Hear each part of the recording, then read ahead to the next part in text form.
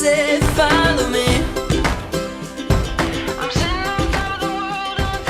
Life's too short not to really live. I got a big heart, I can let you in. I'm sitting on top of the world, on top of the world. On top of the world. I'm sitting on top of the world, on top of the world. On top of the world. People ask me what my secret is. I just smile and say, live for today. I'm sitting on top of the world, on top of the sun came up and I gotta say, see it in a whole new way. I'm sitting on top of the world, on top of the world. Yeah. On top of the world. Yeah. I'm sitting on top of the world, on top of the world. Yeah. On top of the world. Yeah. I'm sitting on top of the world, on top of the world. People ask me what my secret is. On top of the world. I'm sitting on top of the world, on top of the world. Ask me what my secret is. On top of the world. I'm sitting on top of the world, on top of the world. Yeah, I'm sitting on top of the world, on top of the world. Yeah. Yeah, I'm sitting on top of the world, on top of the world. Hello world, wake me up to another good morning, time to go. Got that smile upon my face, cause there's excitement in the chase, this I know. Yeah, I'm going for the ride and find myself, I am alive, and I soar. Still I run toward the wind and let the challenge draw me in, cause I want more. Oh, we are all looking for adventure. We are all looking for adventure. We are all looking for adventure. We are all looking for adventure. We are all looking for adventure. We are all looking for adventure. We are all looking for adventure. We are all looking for adventure. Oh, wake up heart and wake up mind and see the world is yours to find. And oh, with every passing day there's more calling you out to explore. Get up and go. There is joy found in the race, and I feel it in the place where I'm free. And I simply can't deny it, that I feel adventure calling out to me. Yeah, we are all looking for adventure. We are all looking for adventure. We are all looking for adventure. We are all looking for adventure. We are all looking for adventure. We are all looking for adventure. We are all looking for adventure. We are all looking for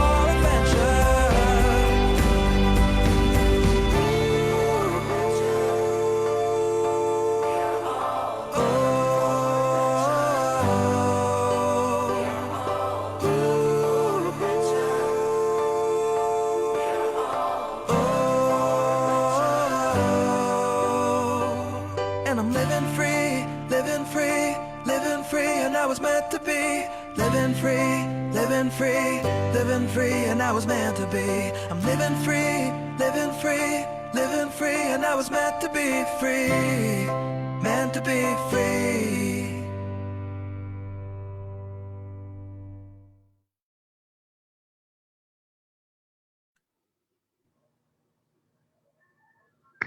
Magandang hapon sa inyong lahat. Good afternoon, everyone. Happy Earth Week 2021 and welcome to our last event for our week-long celebration, the Klimatotohanan Earth Day Special. This Klimatotohanan is the official fortnightly webcast of the Climate Reality Project Philippines. I am Romaine Andales, or Rain for short, a member of the Climate Reality Project Philippines Youth Cluster, and I will be one of your hosts for this afternoon's Klimatotohanan episode entitled See Youths, Unearthing the See Youth's Vision for a Better Reality. Thank you to those who are with us inside the Zoom room and to those tuning in via Facebook. Please invite more people to join us in our conversation this afternoon. Like, comment, and share our live stream.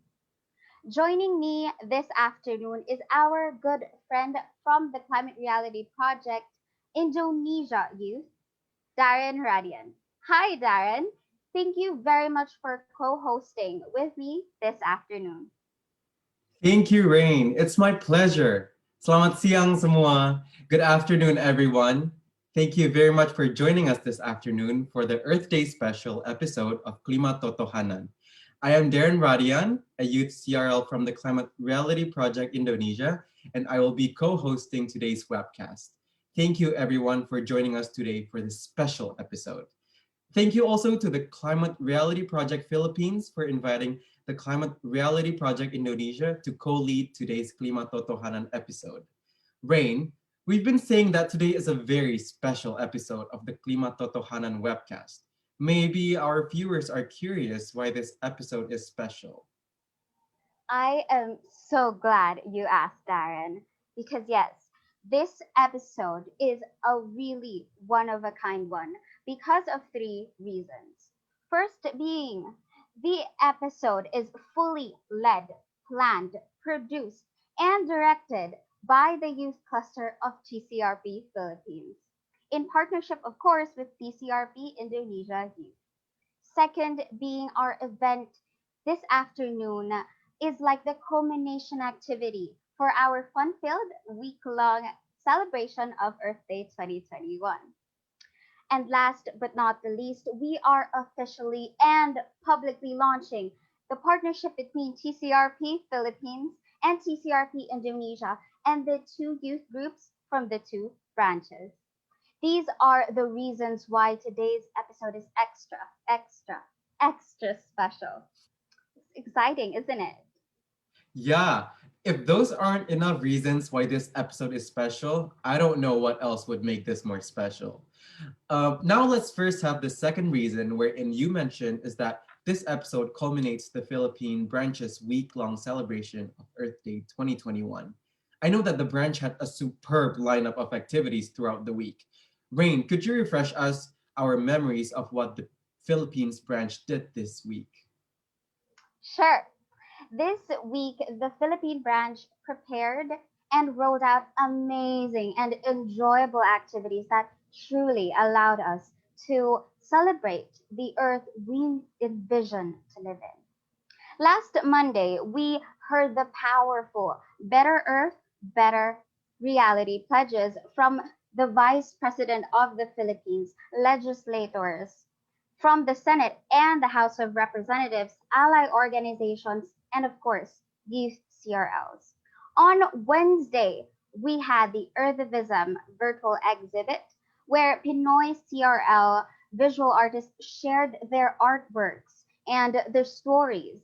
Then we also premiered the Flicker of Hope mini documentary, which showed the stories from different communities on climate action initiatives in sustainable urban mobility, sustainable consumption and production, and renewable energy transition. Wow, that's a lot. And take note, that's just Monday and Wednesday. Now, on Thursday, we had the climate concert, which featured performances from CRLs and launched the song Look Around by Miss Daphne Siega. Yesterday, the branch had a mindful Earth event, and the youth cluster had the Ang Huling Plastic private screening with Greenpeace Philippines. And then we have today.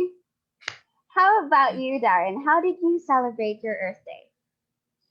Well, on last well on Thursday, I kind of did a bit of gardening, and I kind of repotted some of my plants, and worked next to them. So it's really nice. And I also watched the climate concert, which was amazing. What about you, Rain? What did you do on Earth Day? Well, on Earth Day, I actually had class, and but besides that, I actually bombarded all of my friends with links towards pages and petitions and initiatives that they could participate in and follow and support. Hmm. And Yeah.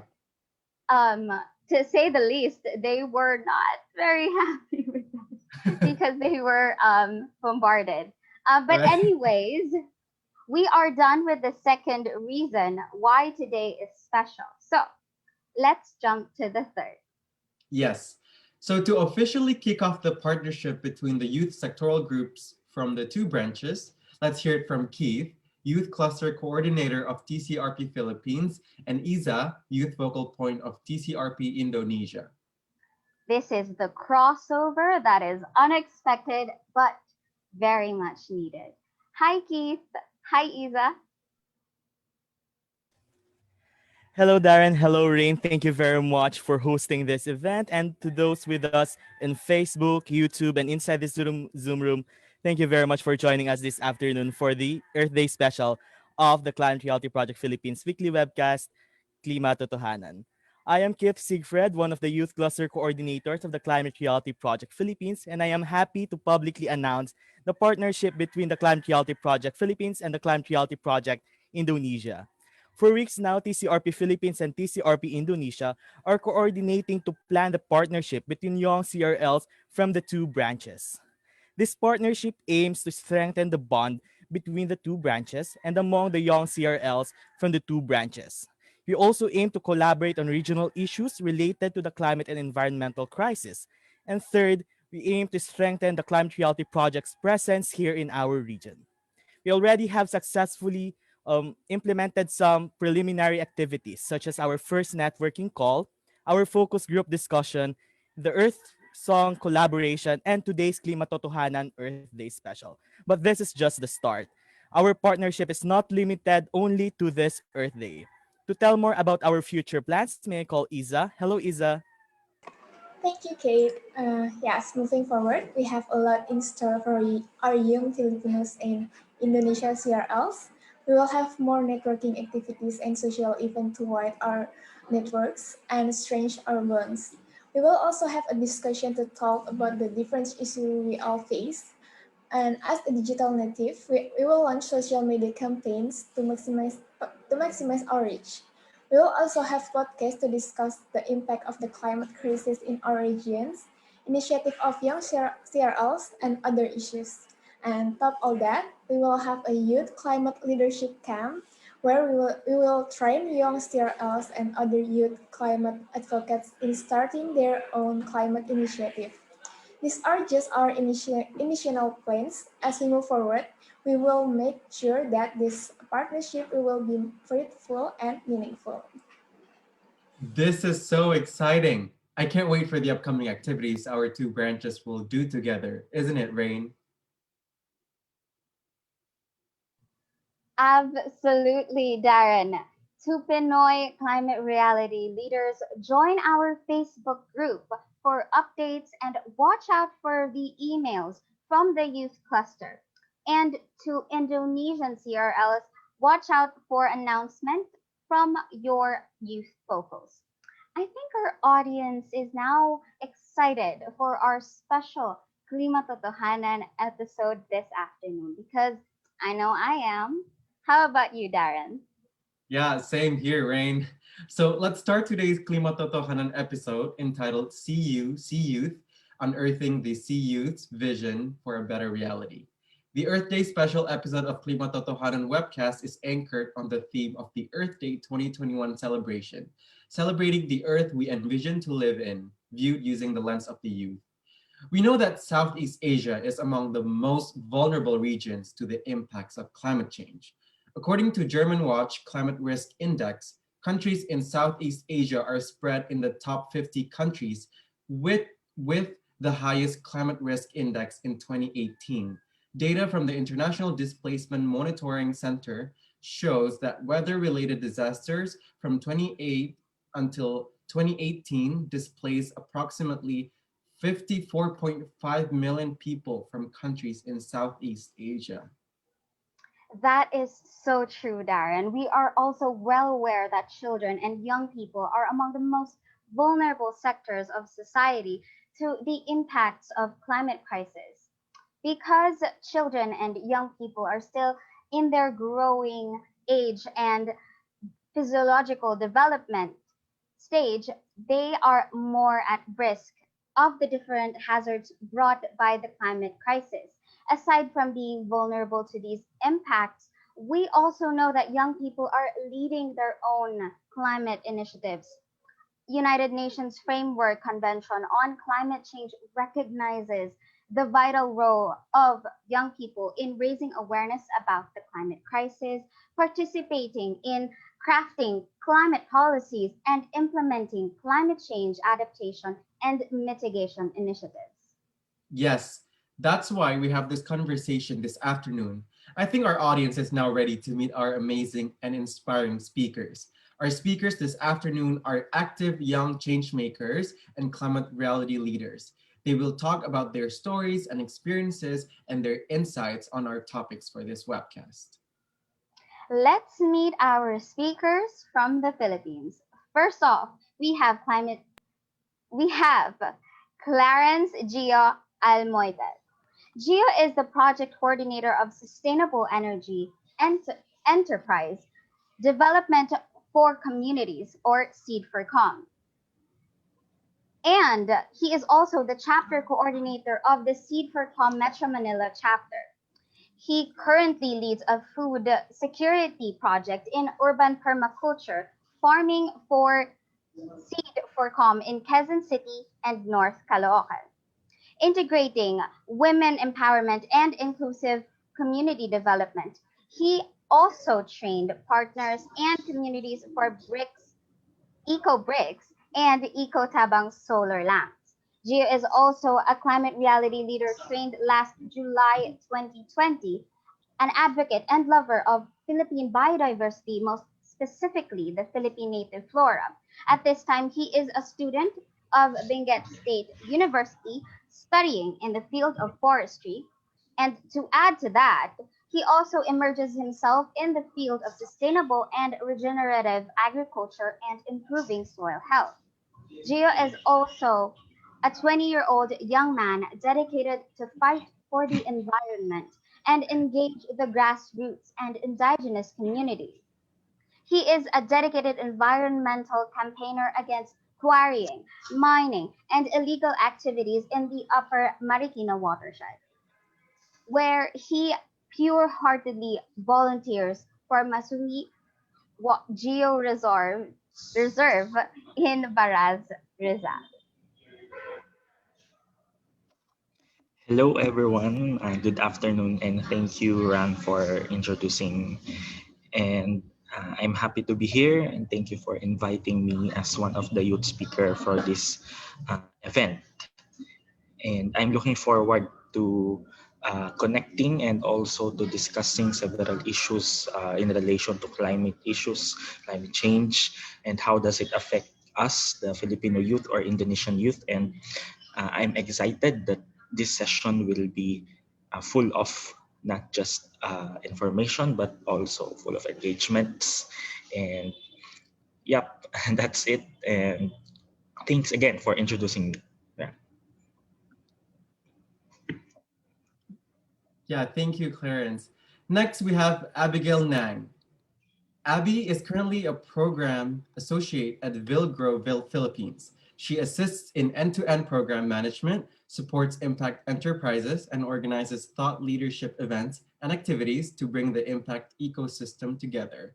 She was the former Bye Bye Plastic Bags Global Coordinator and previous externals head for Bye Bye Plastic Bags Philippines. She is currently the Vice President for Externals under Project Pulo, an organization that aims to localize climate change solutions to create self-sustaining and climate-resilient communities. It is a component under Tayo, a local change agency, which aims to make an impact in the Philippines through design and sustainable strategies. Abby is an environmental advocate who aims to bring more attention to some of the world's most pressing problems. Hi, Abby. Hi. Thank you so much for the introduction and also for inviting me. I'm very excited to be here and really looking forward to talking more about how the youth can contribute to climate change efforts. So thank you. So next we have Jayson Villeza. Jayson is an environmental planner and a street vendor who finished his bachelor's degree in environmental science at Technological University of the Philippines.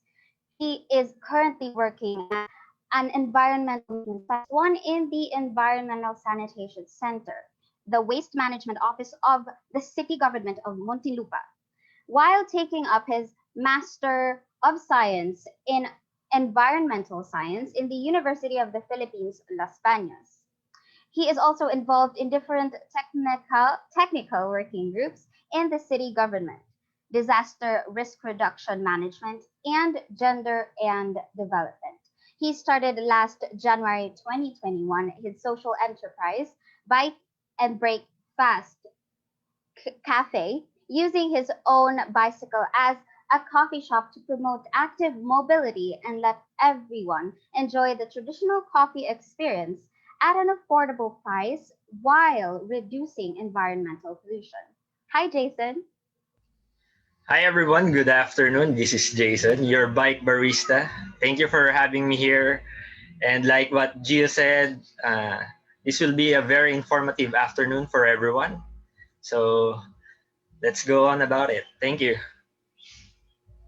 Thank you, Jayson. Let's now meet our speakers from Indonesia. First, we have Anindita Jati.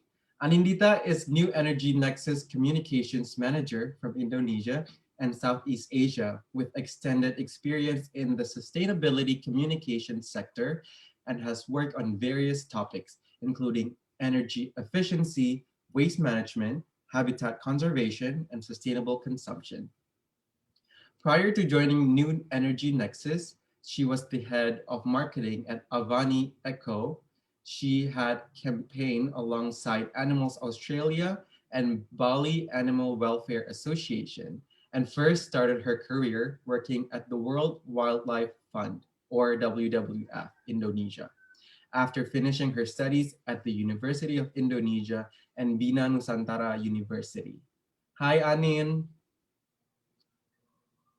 Hi, how are you? Good. How are you? Good.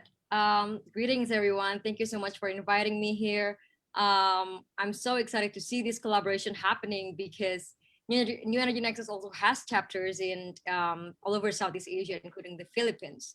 So to see that youth are starting to take interest in the topic of climate entrepreneurship is really, really close to our heart. Thank you so much, Annan. Next, we have Jonathan Davy. Jody is the co-founder and CEO of Ecoxyztem Venture Builder, a company working to help nurture ecopreneurs that solves climate challenges.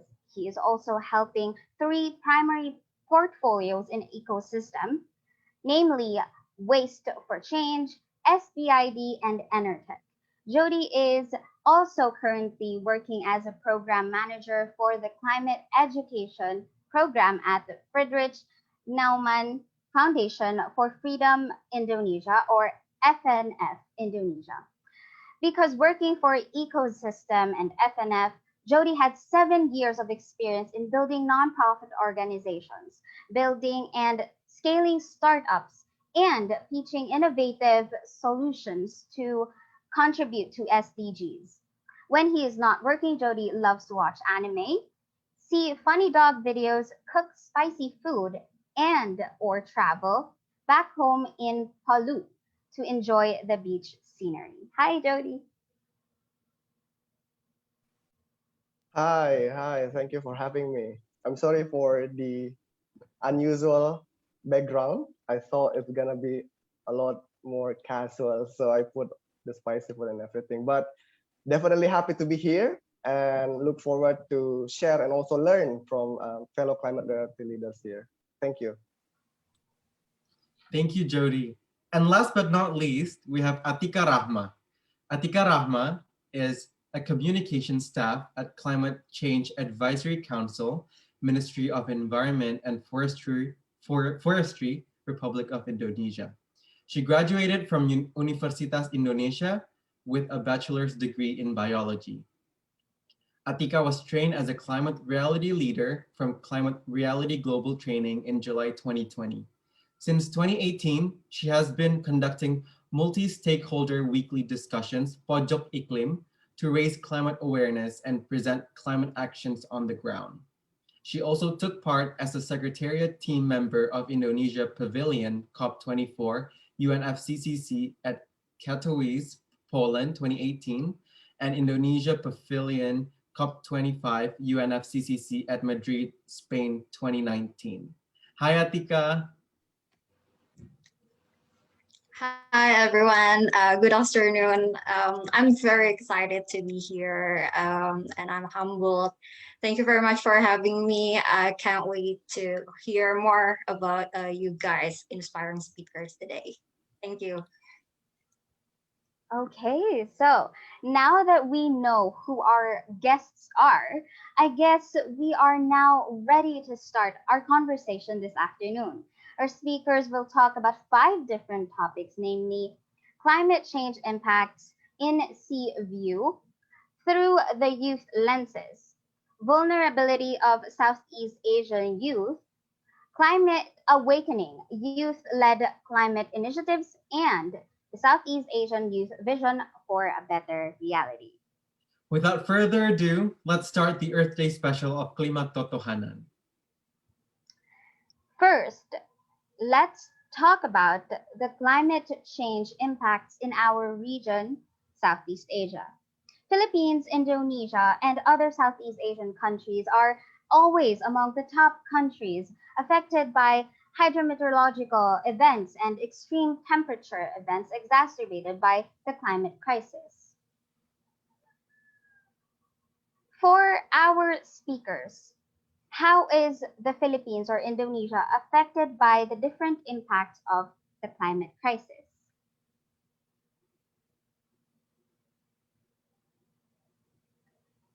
Maybe we should ask Gio.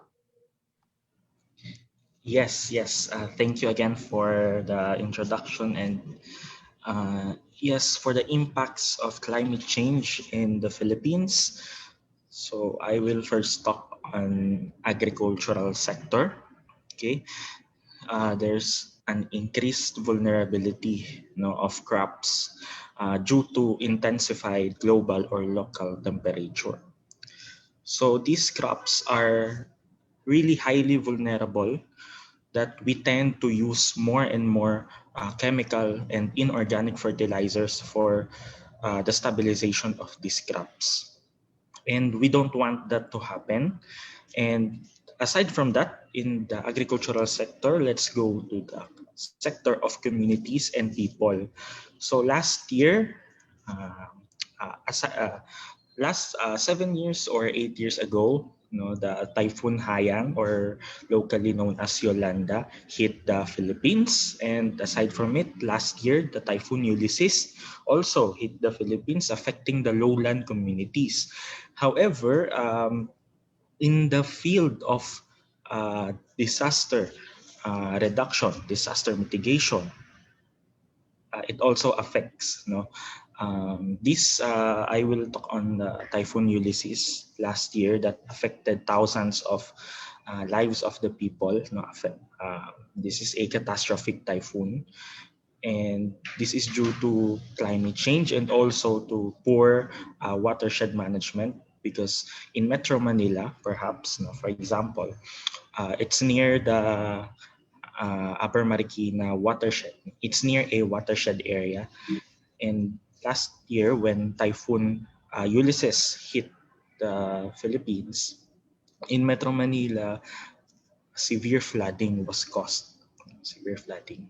And this is connected to how do we manage watershed, right? And of course, it's also connected to climate change as the umbrella problem of all the problems. The problem on poor watershed management is directly intertwined with climate change. It's this watershed. It's not just about forest. It's about planning, management. It's about management from ridge to reef. And in my experience, also that last year it was a very hard typhoon. And also, these communities, for in the lowland communities, there is also an increased vulnerability to such hazards, no, natural hazards, such as sea level rise and high flooding, right? And in the aspect of health, human health, of course, there's the respiration problems, and of course, environmental related health problems that affects most vulnerable communities, no, not just the youth, but also the poor sector that has low accessibility to healthcare.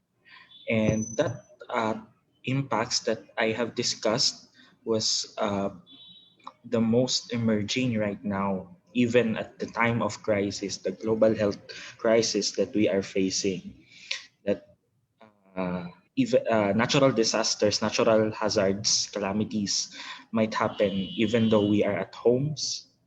No, and it's all about accessibility to healthcare, accessibility to a clean and uh, stable environment. And yep, thank you again. And that's a very short impacts. Yep. And I hope to discuss it longer. And that's what I highlight the most. Right. Anindita, you want to go next? Right, sure. I think this is a very interesting topic to talk about, seeing that this time we are focusing strictly on talking about this through the lenses of youth.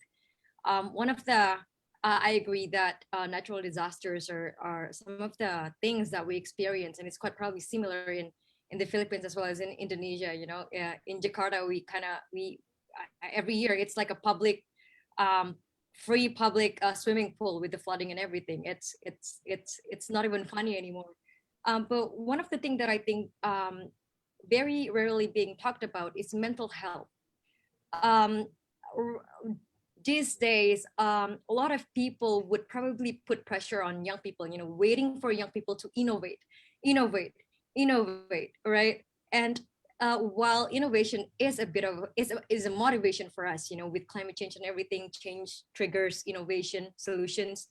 But there are times where I think youth kind of have this drive to just, can we just slack off for a bit and not think about climate change? That's a luxury that I think our parents had, but we don't. Mental health is really important. It affects the way we work. It affects how our society is going to form later on when the generation of our parents are probably no longer here. We will be the one taking on the lead of leading the society, right? And if we grew up with this conditioning that's filled with anxiety because there's, you know, because we constantly think about climate change all the time, we're not sure how the future is going to be under our leadership. So I think that's one of my insight that I feel, that because I know other things that I'm going to say will probably be said later on by other speakers. So I would like to take this opportunity to actually bring up mental health in this topic.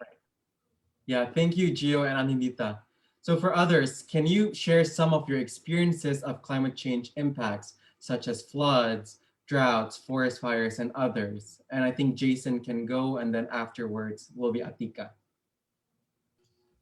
Hi, so the most relevant memory of me was when I was a freshman in college, way back 2009. Our classes were suspended because there was heavy rains and flooding all over Metro Manila is prevalent and up until now. And during that time, uh, I walked in the flood to get to the bus station. And when I got into the bus, I was in for a surprise because normally our trip only lasts for an hour and a half. But I gave up my seat then, so I thought it was really going to be a smooth ride. But the flood was all over Metro Manila as I searched the news in the internet. So the usual trip lasted for 6 hours. So I was just standing in the bus for almost 6 hours or so. So when I got off in the bus station here in our city, I removed my shoes because it's already feeling cold, and I went home barefooted during that time. So uh, in the coming days of or the rest of my college days, I always or I most of bring most of the time my sandals or slippers. Uh, so I'm ready whenever the floods come. And yeah, as Anindita had said, mental health is really important to tackle because during that time, the elders always said that you just need to push through, you just need to endure and endure and endure. But there were times that we can no longer endure, like this year, this pandemic. So yeah, that's it for my experience. Thank you.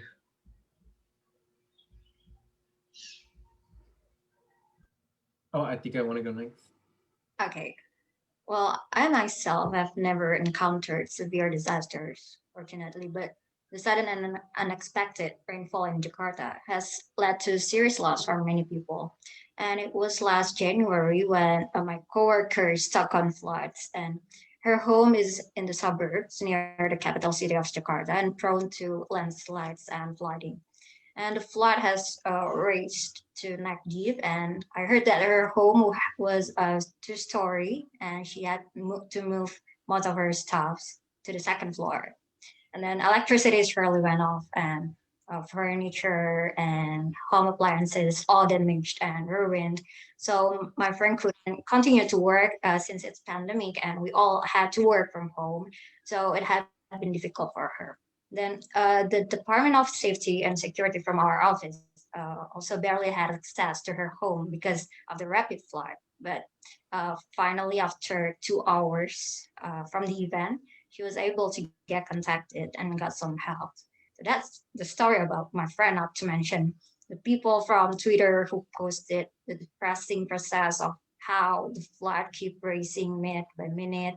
And I also heard about another citizen who had stuck in their car because of floods which occurred in the tunnel. So it's really devastating. Thank you so much, Jason and Atika, for your answers and for um, giving us an insight of what you guys experienced or what your loved ones did experience. And I agree with Jason when he stated that there are really instances where we can no longer endure the impacts of climate change, and we need to do something about it. So for the next question we have, how do young people from your country build back from the different climate disasters you experience? So maybe we can go with Abby and then Jody. Okay. Hi. So in 2013, we were hit with Typhoon Haiyan, which was like one of the strongest typhoons that we've ever had in the country. And I read that there were organizations like CARE and Accord that have supported like communities in one of our provinces through like emergency food distributions, shelter repair assistance, financial support. So they were really trying to like help those communities respond to the disaster better.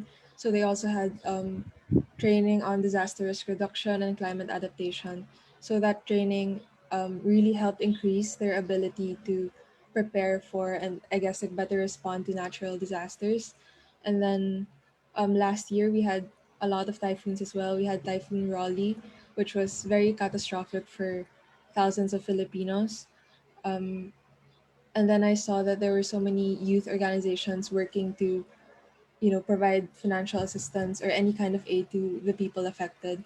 So organizations like For the Future or Kids for Kids they were two of the youth organizations who helped raise funds for them to be able to provide like relief goods to the affected communities. They were able to raise, I think, about over 6 million pesos, and since then they've been working on providing like more long-term assistance for them, so they can adapt better for when disasters like this happen again. So I think these efforts are great. Like people coming together to help others is always like a really good thing, but at the same time I feel like we can't always rely on like private donations and efforts to sustain communities like this. So the government should still be the leader here, and they should be spearheading a lot of these efforts. So there should definitely like be more action on like improving housing, more disaster risk reduction efforts, and of course like other environmental efforts to make sure that we don't experience the same effects over and over again. And like these typhoons continue to happen and the floods only seem to be getting worse, but people aren't necessarily becoming more resilient. So for example, like lower income communities are so vulnerable, but um yeah, like a lot of us are able to stay safe, but they experience the consequences of everything. So it also shows like the lack of, I guess, like prioritization of the government, or I guess like more people in power. So yeah, like our efforts are great, but we should be working more with them, or I guess like working under them if that's possible. But yeah, so hopefully we see more of that in the coming years as well. Yeah, totally agree to what Abby just said. We need to learn from, the past, the mistakes, and instead of, solving the same exact problem, how can we avoid it? How can we do differently in supporting these, low income communities and all those people who are not privileged enough to live in, a good living condition, and how we can support them materially and also even mentally, because back to what Anindita just said, everything kind of intersect. So yeah, next is Jody. Yeah, so building on top of what Abby and Anindita and also you, Darren, has said before, I think I want to start with the hidden cost of climate changes, because a lot of things, a lot of times we take climate change impact at face value, and in our case, for example, the quality of air that we breathe in urban cities in Jakarta are quite terrible, to be frank, and the impact is quite like intergenerational, where pregnant mothers have lower the IQ of babies of pregnant mothers who inhale bad air quality are generally lower. So the effect of that is really not, we don't wait until the next 20, 30 years, it's here. And in our case, young people is usually the one who push forward when they are exposed to this kind of information. In our case, I used to work with a startup working on smart city, and when we roll over the informations and the potential solution, young people are the one who are the foremost guard of these initiatives, and they are the one who continues it right now.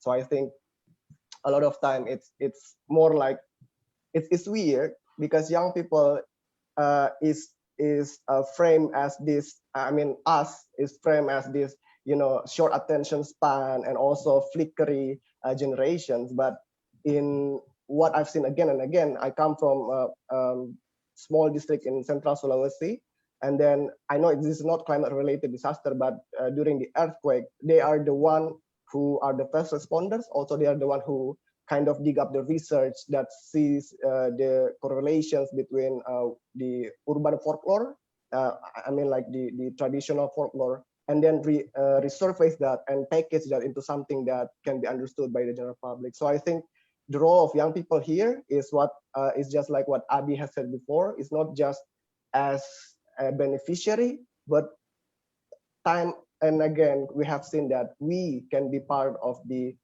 initiator and the leverage and the joint community that starts and initiates and hold the hands of the other generations to strive forward with us together. So yeah, I think that's my experience so far on the role of young people.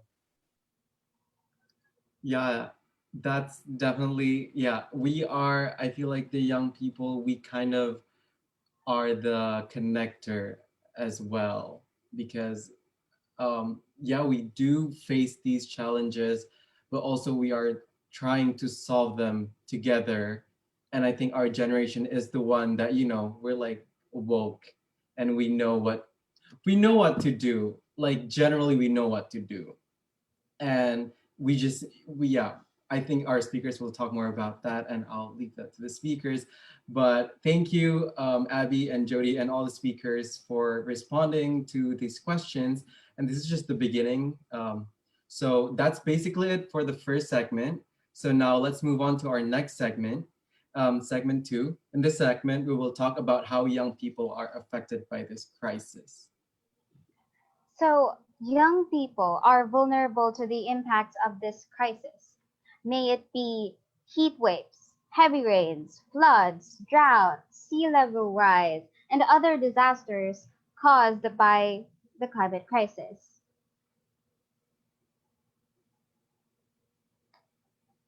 For our speakers, why are young people among the most vulnerable to the impacts of the climate crisis? I think again we should go with Gio and then Anindita after. Yes, thanks again. Thanks for the insightful discussion earlier. And in this aspect, I would like to talk on mental health. And I hope that Anindita will agree with me on the idea.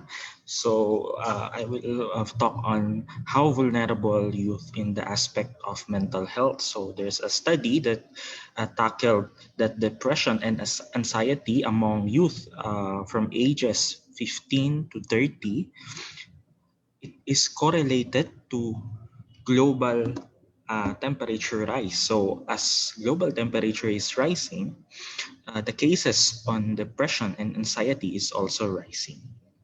And again, the aspect of mental health is much broader, no, than the scientific and technical direct aspect on climate change. So this mental health can tackle everything: the psychopathological phenomena, psychophysical symptoms, and etc. It can among the youth ages 15 to 30 or 35, it can also develop strain on social relationships from person to person, because we all know that climate change is in reality up to now that it's not being believed by some people. That's the reality. I also encountered someone that does not believe in climate change, and that can also, in that manner, in that little manner, can also affect how do you communicate, how do you share the idea of climate change to someone that does not believe to climate change. And of course, it is also connected to PTSD. In which when someone experienced a disaster, natural disaster brought by climate change, it's not easy to bring back those memories, right? And of course, I have also read a study from the climate agency in Italy, that psychopathological phenomena such as seasonal affective disorders are also emerging even at this time of the pandemic. Even if we, the youth, the young people, are at their houses.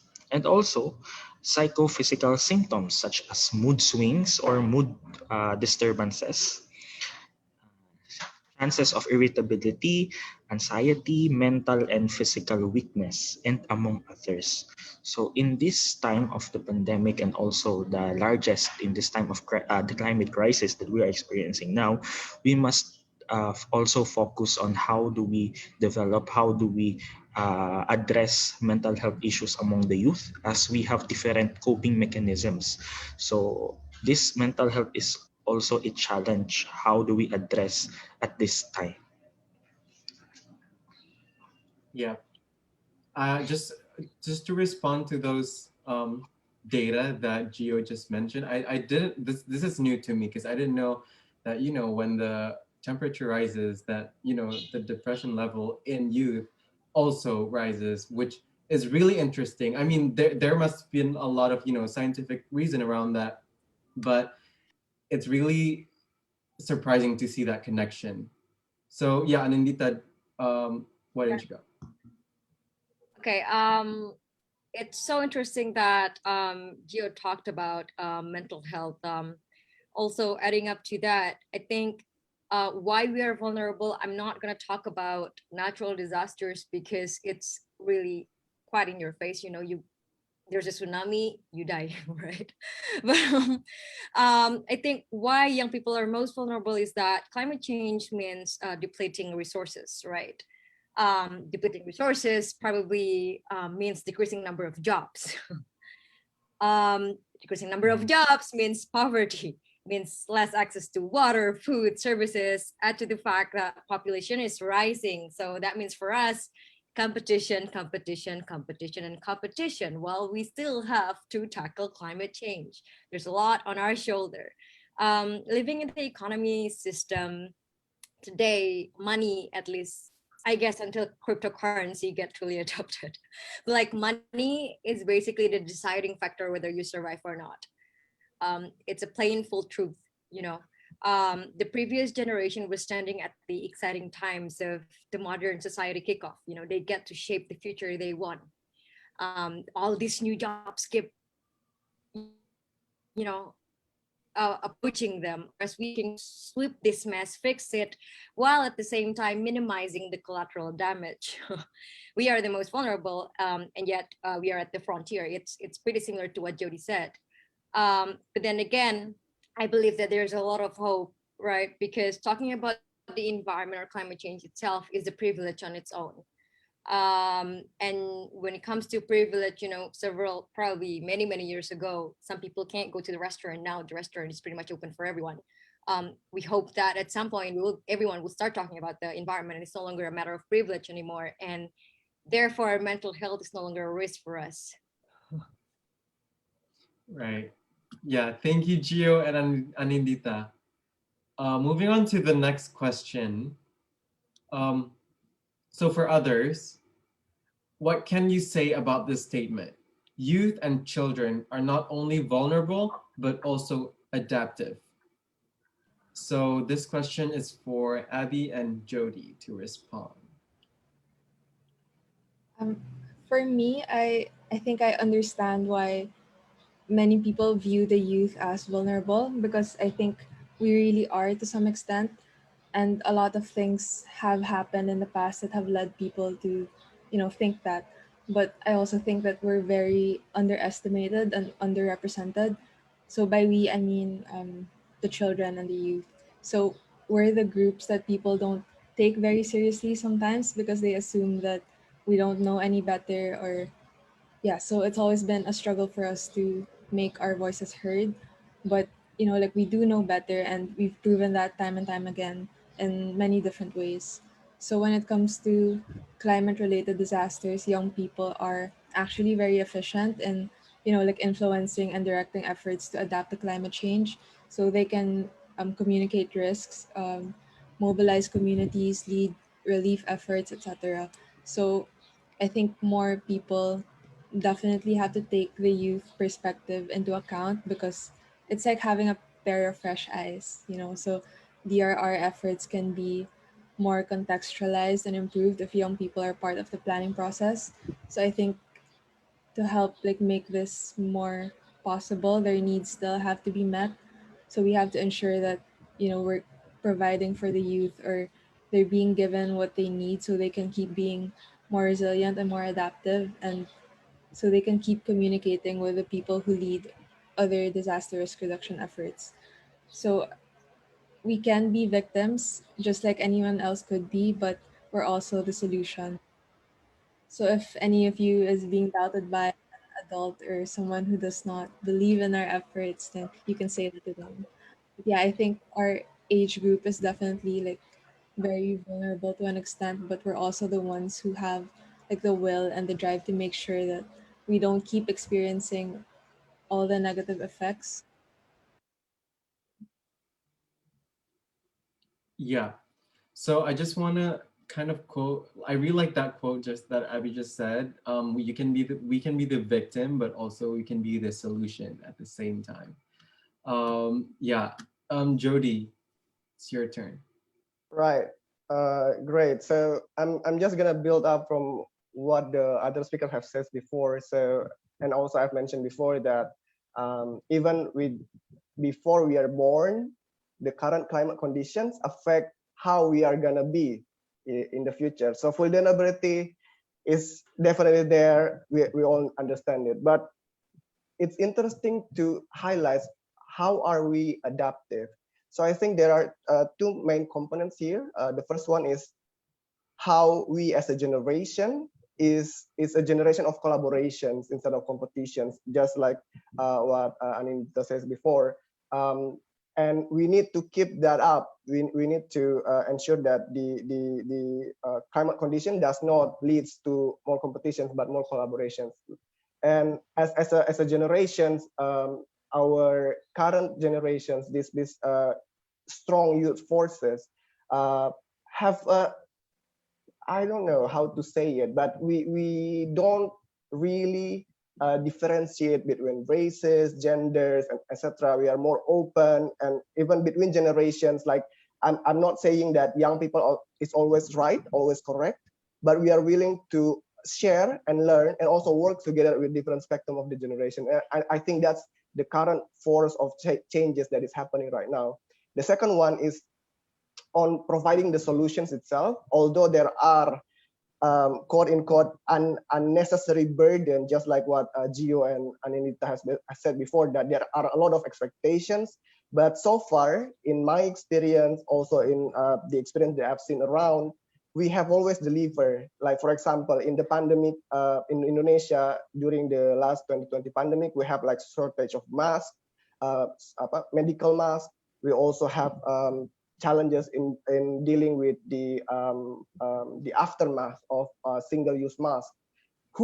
Guess who are the people who solve that problems and try to tackle that with their innovations and new startups? It's the youth group. They are mostly below 30 years old. So this kind of adaptiveness is the core strength that I think we need to build upon. And it's not, and it's of course a privilege if you can be heard in the first place. But if you don't have the privileges, if you don't have the currency of freedom, which is money right now, earn it. Earn the rights to voice your voice, to voice your concern through the actions that we do together. That's my take on it. Yeah, thank you, Jody. Thank you so much for all of your sharings, Abby and Jody. I really resonate on how Jody explained that the youth is not perfect. We are not perfect, but we are open to suggestions. We are open to collaborate instead of compete. And now for Jayson and Atika, since you guys are working with the government, what should the government agencies do to help youth and children adapt better to the rapidly changing environment? So we can do Jayson first and then Atika. So I'll give two perspectives because I'm also a student on grad school. I'm going to explain first how the government works here in the Philippines. So local governments have their own departments, have their own little government. Of. So each plans have technical working groups, and these technical working groups are composed of experts. And when you go into these kinds of activities, when you plan like the local climate change action plan, so we make it as inclusive as possible, but there's a limit. There's a limit to that. And for example, me, I'm studying. So if I'm not studying, I won't learn. I won't be able to learn new things. But in work, there's also lots of seminars and trainings. But as I've said, there's a limit. And like what Jody has said, uh, it's a privilege if you're going to be heard. So even if you input recommendations, it's still up to the council, the legal council, if they'll approve it, if they'll uh, push the recommendations. And it's kind of frustrating right now, but we'll move forward because I'm hopeful because a lot of millennials are now working in the government. So now I'm giving the student perspective because a lot of young people right now have very good research projects and case studies, but these aren't being utilized by the government itself. So I think we need to put them also into the table because their insights are very important because they're the ones who are experiencing. For example, walking in the sidewalk. So how do you make it inclusive for children and for the senior citizens? So you ask the children, you ask the senior citizens. You won't be able to come up with a good solution if you just look at it for yourself. So that's what we need to do. The government should be more open to recommendations, to criticisms, like that. Yeah. Thanks. Thank you so much, Jason. I think we can hear from Atika. Okay, I completely agree with all of you has just said, and uh, to top of that, I think the government needs to build capacities for young people as well as the future generation who live with the consequences of climate crisis. By creating more inclusive and free training, for instance, in mangrove plantation for restoration in coastal area in a way involving young people to implement actions on the ground. In terms of training, we could be it could be like um, in a form of negotiation simulation, just like what they do in the UNFCCC. And I heard that the Directorate General of Climate Change in the Ministry of Environment and Forestry with the Ministry of Foreign Affairs are preparing a youth negotiation training to train young negotiators. And I heard that forum might be open for public in the following time. So lastly, I would suggest to supply more green jobs because I believe the government has the authority to include youth to more sustainable jobs. And the most important thing is to support and engage youth actions on the ground. Because we want to be heard, we want them to, take actions on what we have said or we have suggested. And I think that's we need to do is for the feedback. Youth could also support the government by positively communicating the work of the government to people and being cooperative with the regulations. Because in the end, we're all citizens and we are not alone. So we need to do this together because, as you guys have said, let's do the collaboration together. Yeah. Thank you, Atika and Jason, for your insights, because I really agree with what Jason said and Atika, where we need, for us to solve the problem, we need to talk to the people who are actually facing the problems, right? We can't make solutions when we're not facing it. So like, we don't know what it is like on the ground, facing these challenges. And with what Atika said, we need to collaborate and we need to have that open communication between the government and the citizen so that we know what's happening on their end so that we can adjust or we can negotiate on our end. So I think with knowing those two will create more dialogues and more inclusivity and just a more diverse solutions and accessible. So yeah, that's it for our second segment on the vulnerability of the youth. And before we continue, here are just a few announcements from the Climate Rally Project Philippines.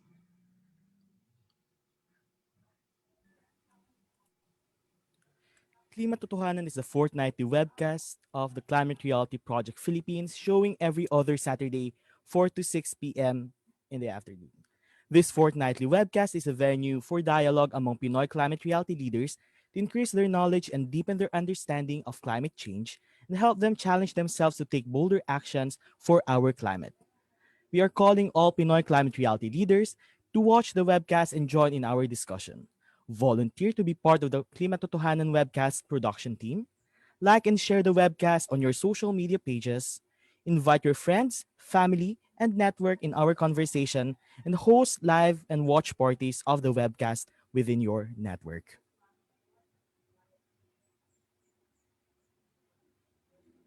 The youth cluster of the Climate Reality Project Philippines is also launching our anti-single-use plastic campaign entitled What's Up. What's Up is the anti-single-use plastic campaign of the youth cluster that will start as an educational campaign to raise awareness on the difference between single-use plastics and other plastics, the debilitating effects of single-use plastics on the environment, and the throwaway culture surrounding it. It will also widen the discourse on single-use plastics regulation here in the Philippines. The first phase of this campaign is the Plastic Free Agenda, which is the weekly challenges to kick off the campaign. The calendar of challenges with their corresponding guidelines and instructions will be sent to you by May 2, 2021. Back to you, Rain and Darren.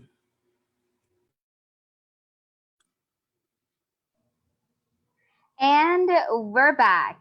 Now, we know the impacts of the climate crisis in our region and how young people are affected by these impacts. Let us learn how our guests this afternoon found their way to the climate movement. But before that, Darren, how old were you when you first became involved in the climate movement? So Rain, that's a really good question because I, for this, I have different answers because okay, believe it or not, I kind of did get into this climate movement since I was like in third grade, which is crazy to think that. But if we're gonna talk about officially when I'm involved, I would say when I got my training last year, 2020, with TCRP, the global training one. But even before that, in my high school, I did come out and also get I went on the street and did the climate strike. So I guess that was also, I guess, one of the point where I became interested and involved more in this climate movement.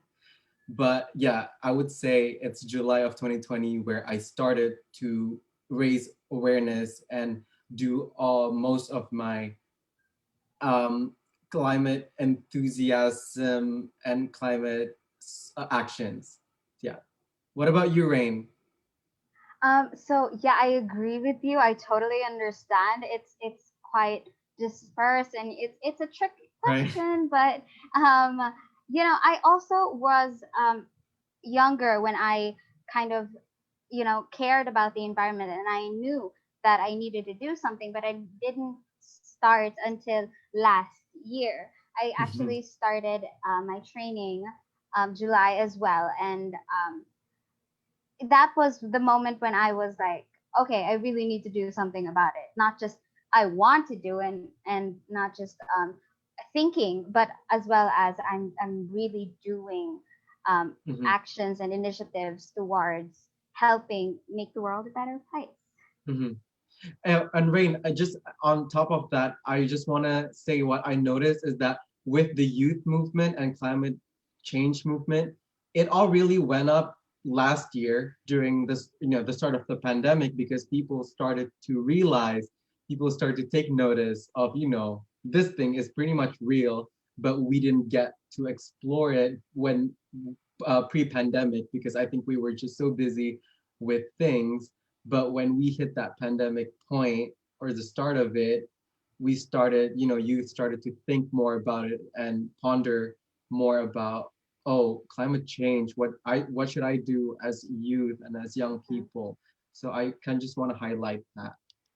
Yeah, absolutely. I mean, it's easy to be preoccupied and it's easy to be busy, right? Yeah. And we still have to like kind of focus on what's really happening to our Earth, right? So Yep. why don't we ask our guests, when did you first hear about the climate and the environmental crisis? How old were you then?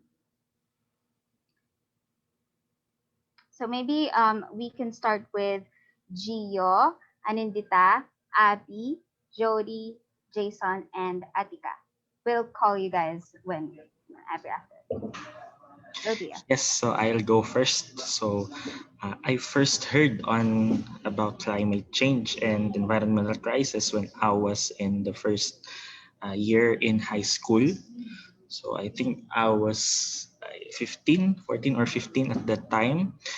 And on that year of my age, I also watch documentaries and short segments on climate and environment, and also on nature conservation. So, and also, I I think in one day at that time, I spent 3 to 5 hours just to watch at the Discovery Channel, and of course National Geographic. And with that, afterwards, uh, my knowledge, the scientific or the technical knowledge on climate change also increased, as years passed by, until last year, 2020, July global training, I joined, and my knowledge on climate crisis was increased and also enhanced, and also put into realization. And right now, I'm involving myself in different communities in which we share the realities of climate change, even though some people are not believing on it. So we're trying hard. We're trying our best to explain to them what really the climate is and how are they affected. Yeah, thank you. Thank you so much for that answer, Gio. And I would just like to give notice to um, what has been posted in our chat box. Share with us your climate stories and when you started um, your climate journey. And so while we do that, we can now have an Anindita. Yeah. So mine, I would like to probably present this topic the way Darren did that. I was first informed about, I would say, climate change was, I think when I was around elementary school. I think there was a trend where a lot of NGOs started opening up fundraising booths in malls. That was the time, right? There are actually NGOs that did that. I was still a kid. It was more than I would say I'm not gonna say how many years. I'm a millennial, not a Gen Z. So, but officially, I'd say my entry topic was actually animal protection, conservation. So I grew up really loving animals, got started really active and some orangutan organizations, and then in some reptile organization as well. I actually helped my friend co-founded a herpetarium for the sake of reptile research and rescue and everything. But then I think I came to a moment where I just realized, turns out the world is very complex, cry. The animals are suffering because of the habitat destruction. The habitat destruction is happening because of the supply and demand and so on. And from there, I just realized, okay, I might as well just use my skills and in settings that that might make the most impact. And I know that as a communications graduate, I probably it's probably best for me to work a blue collar job where I just sit on a desk and start writing things, helping organizations move forward with things instead of really being on the ground. So I think it really is just a matter of finding your place in this whole big climate change movement ecosystem.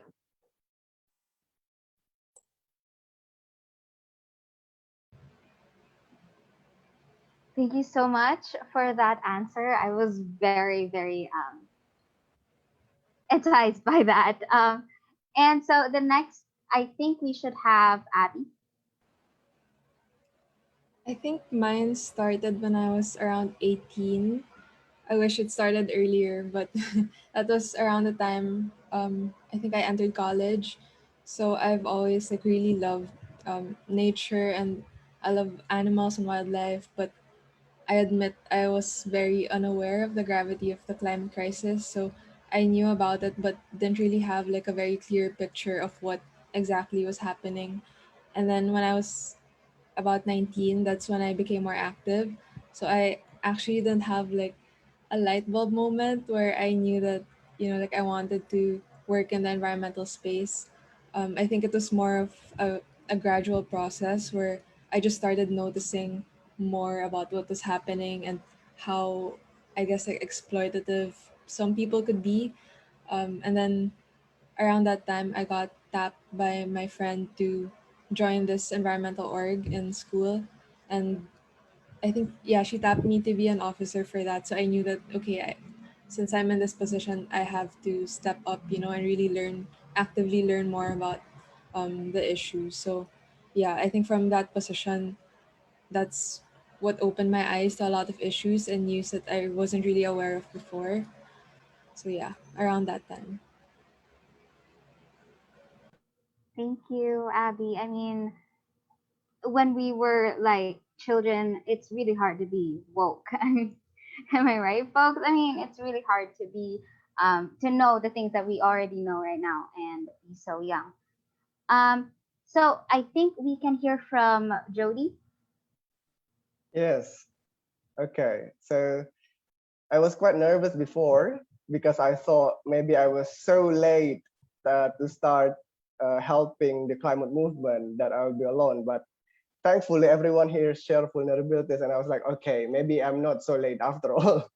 So I was growing up in a small village in eastern part of Indonesia, and growing in village where the climate impact is the most real. You do.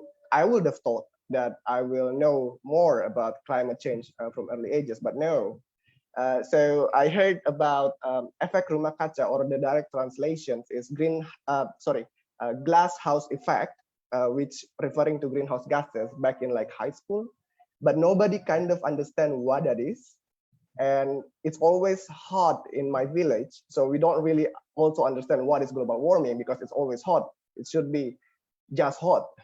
So we don't really understand any of the climate changes or the impact, not to mention how to actually help to solve it. So my journey is quite late. I was starting to be involved in a startup. I used to work in a startup before, back in 2016, 2017. And during that time, I was just framing myself as this, techies, innovative young person who like to build careers on building urban solutions.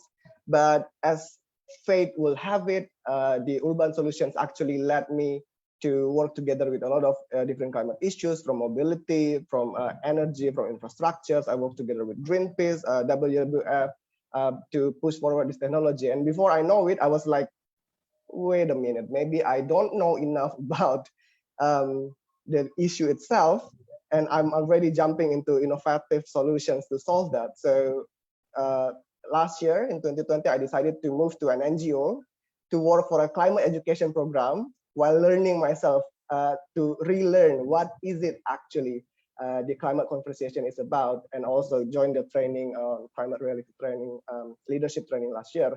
so that I'm re-educating myself and relearning everything that I've been doing and been taught. So if you ask me how soon was I, I was very late, but hopefully it's never too late. Yeah, totally agree with the last part, Jody. It's never too late if you want to support, if you want to be in this movement, if you want to, voice your concern. And I just want to highlight how interesting it is to see how different speakers have different source of where they know this climate change is from, and like different situations and everything will affect when you know it. It's really interesting. So let's hear it from Jayson now. So mine was very early. It was in my elementary days. I think I was 6 or 7 years old back then. There was a TV show every morning called Sinescuela. It's a science show here in the Philippines. And there I learned about the cutting of trees will cause flooding, and the the Philippines is a biodiverse center.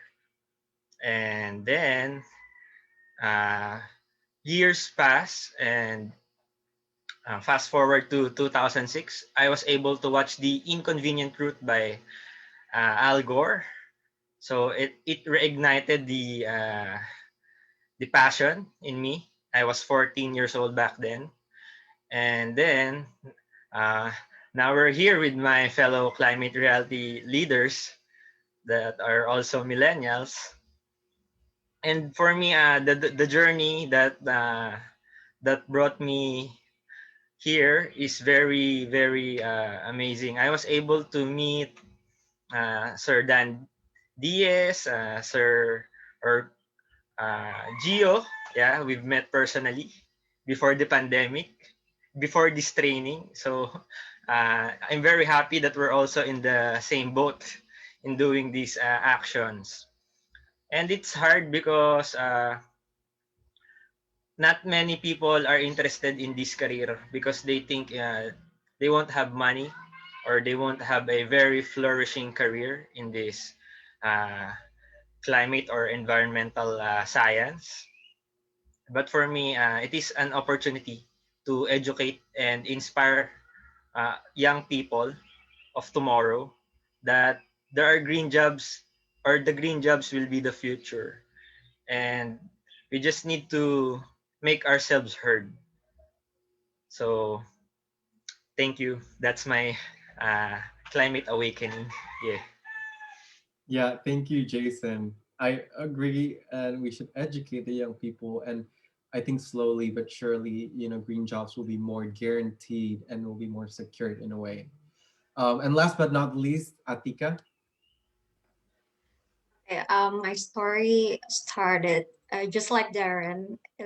I was in the elementary school, and I saw a lot of buildings in the cities, and I think it's suffocating, to see how much land has been replaced by buildings. And that's when I have the dreams to plant more trees on the abandoned lands. And then and then I was in high school. I think I was 18 when my first started of like complaining to me because I used styrofoam to pick up my food from the canteen. And then at first I thought, why? And oh, what's the problem? I only knew about the negative side of styrofoam for our health at that time. And then years passed by, and then just like Jody, I started knowing from global warming and then about greenhouse gases, not exactly directly about climate. So that's, I think, the beginning of my climate journey. Yeah, thank you, Atika, for sharing.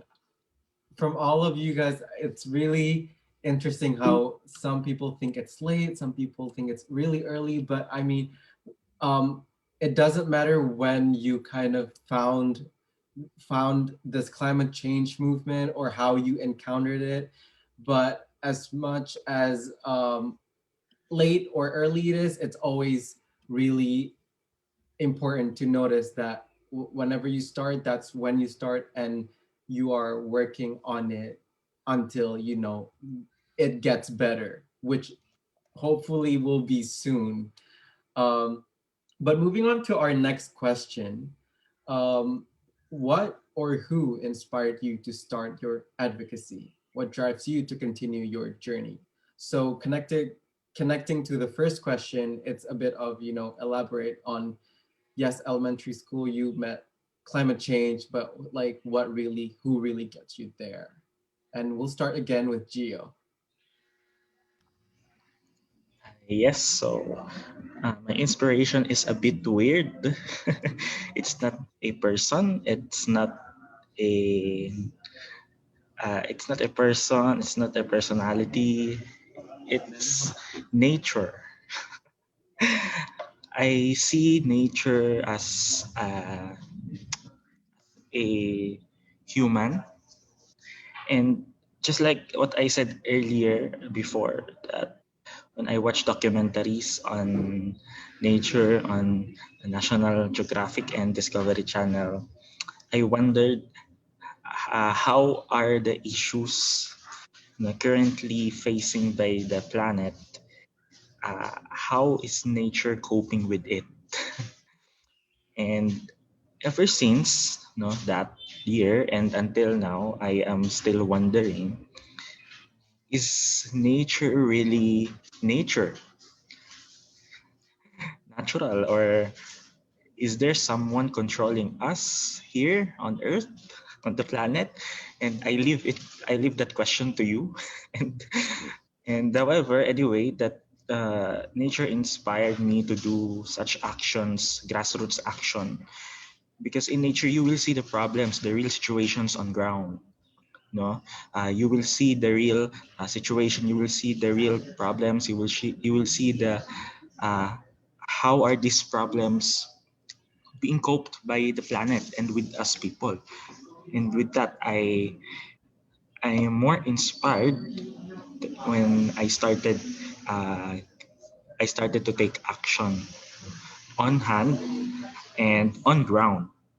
That we, the people here, young people, it's like we are the agent, the agent of the planet, the agent of the Mother Earth. That we have to spread the reality, we have to spread the science, we have to spread the action to everyone. And in that simple inspiration, I'm more inspired to do more things after this session. Even at the time of the pandemic, I'll still go on ground, okay? And uh, I will take opportunities even if it risks our health. And luckily, in those testing that I've done, I'm always negative.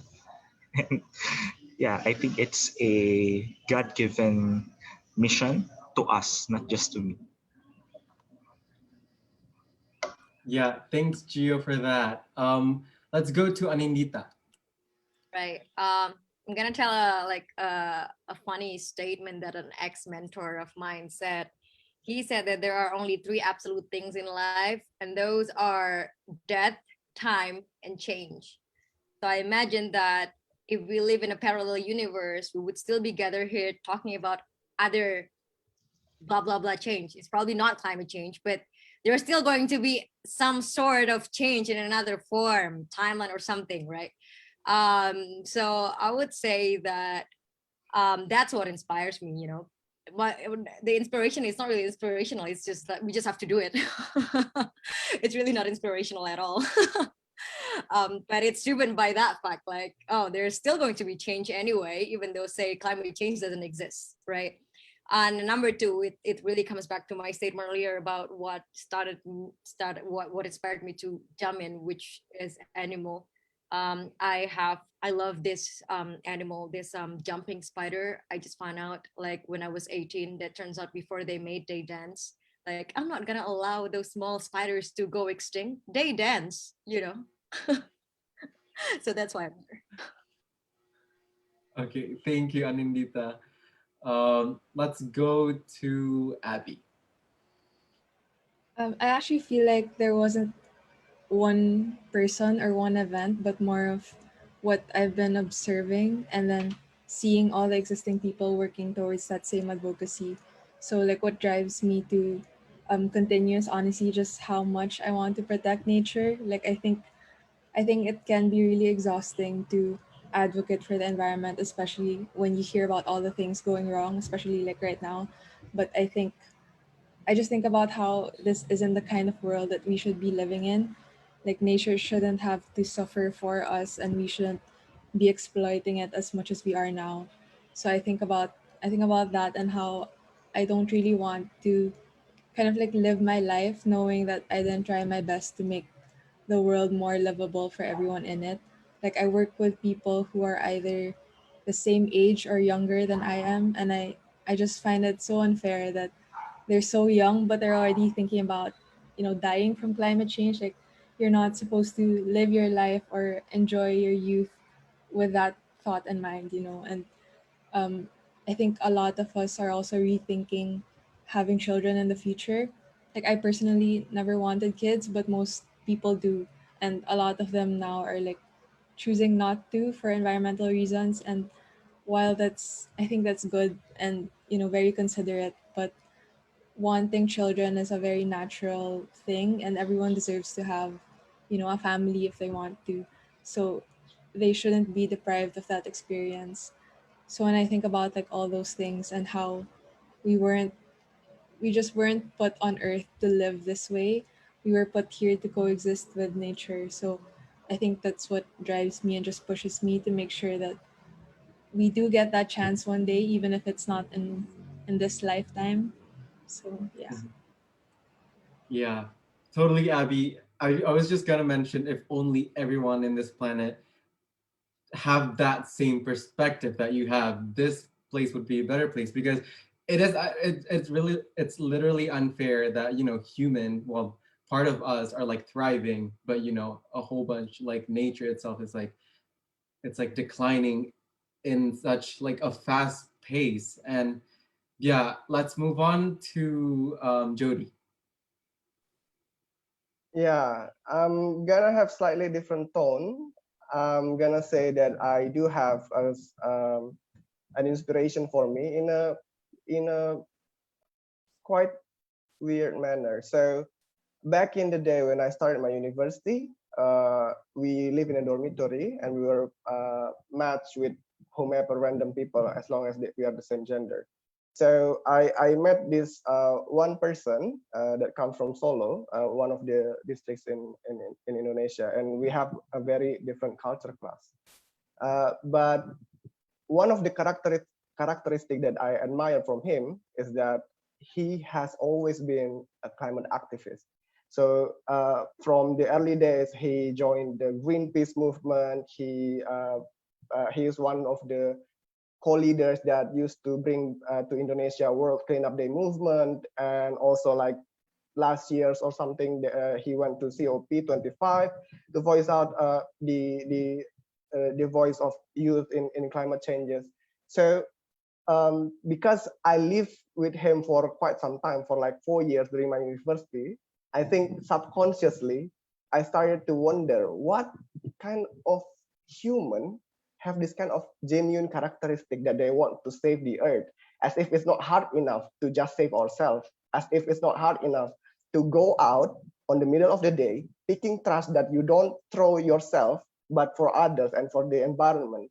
So for me, it's more of a personal story that I see people close to me, my friends, my closest friends, and also families, are doing something that are beyond me and so selfless that I want to know why are they doing it, how they are doing it, how can I help, and then bring the same energy towards the community. And that's been the story. And fun fact is that my current venture, the Ecosystem, I co-founded it with him because I wanted that my spirit of experimentations, of innovation, of technology is also balanced with his grounded approach that he has been in the ground for so long that we know what we're talking about when we are innovating for climate changes. So yeah, that has been my story so far. Thank you so much, Jody. That was beautiful. I actually really appreciate and resonate with that, because one action can really kind of create a domino effect and really affect and inspire a lot of people in the days or years to come. So thank you. Now I guess we can have Jayson. Yeah. So I was thinking about if it's Al Gore, Rodney Galicia, or other environmental leaders.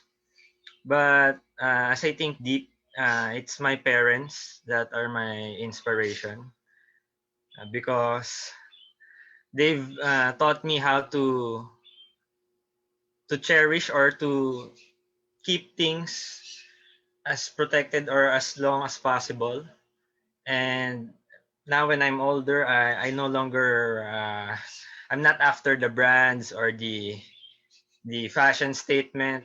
If you can, I don't know if you can see, I'm wearing a flour sack made into a shirt right now because we have a bakery. So they've taught me how to maximize the usage of things. And also because I'm a cat lover, yeah, I have 4 cats right now. And yeah, they inspire me in ways other humans can't. Yeah, they keep me company and they keep us happy in this home, in our tiny home. So that's about it. Thank you. Thank you so much. That was so inspiring. I really do want to commend you and your family as well to kind of foster that mindset of not caring for brands and stuff because in today's time we're kind of a little bit on the materialistic side, on the branded stuff side, and at the end of the day, it doesn't really matter. They're just shoes, they're just clothes, right? And thank you so much for bringing that to light. So I guess we can go with our last but not the least, Atika. Okay, for me, after the moment of my elementary and my high school, I think I'm eager to save the environment with creative ideas, and I'm pretty sure that's what I'm gonna do with my life, but I don't know exactly how. And then I got like both conservation principle as I started majoring biology, and I started to go to national parks for research, and I perceived the natural beauty and how bad I wanted not to get distracted. And I also learned the importance of saving nature and the ocean because of the damaged environment we face right now. And then I also started to join social and environmental art in my faculty. And I got involved in some of environmental activities until now. So I think it's always been exciting for me, and it's a matter of passion for me.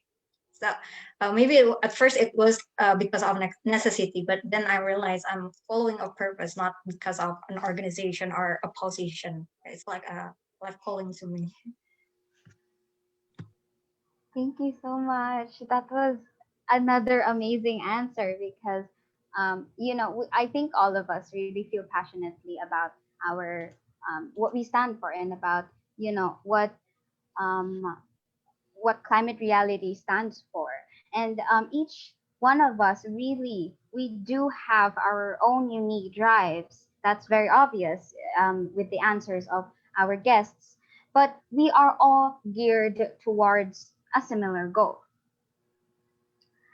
So, um, another question was, how did the early days of your climate journey look like, and how did you start?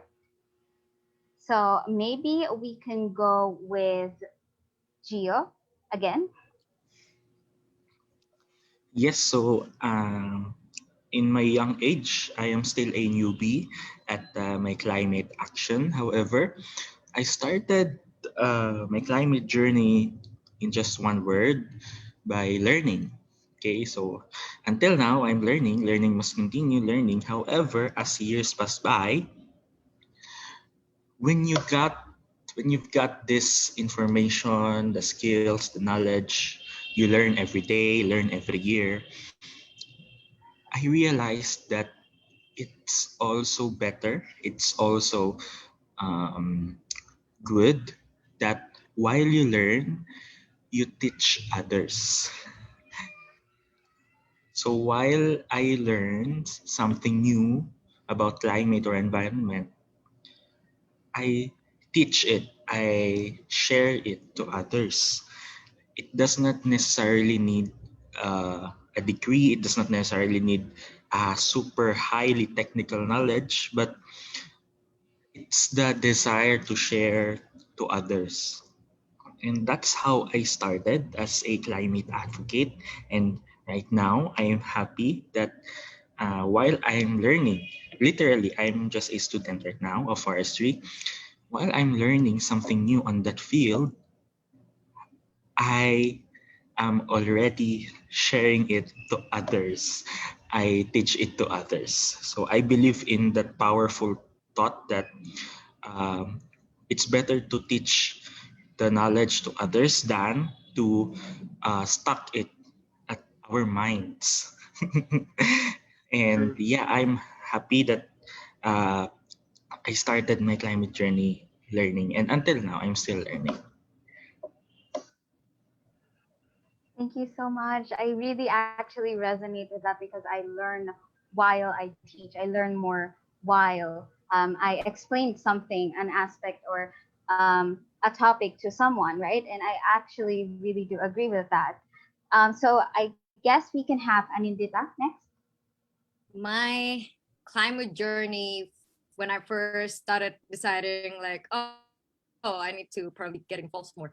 It was chaotic. It was emotional, in a sense that starting a climate journey, really believing in climate change, it deals a lot with personal way of life, your philosophical belief as well.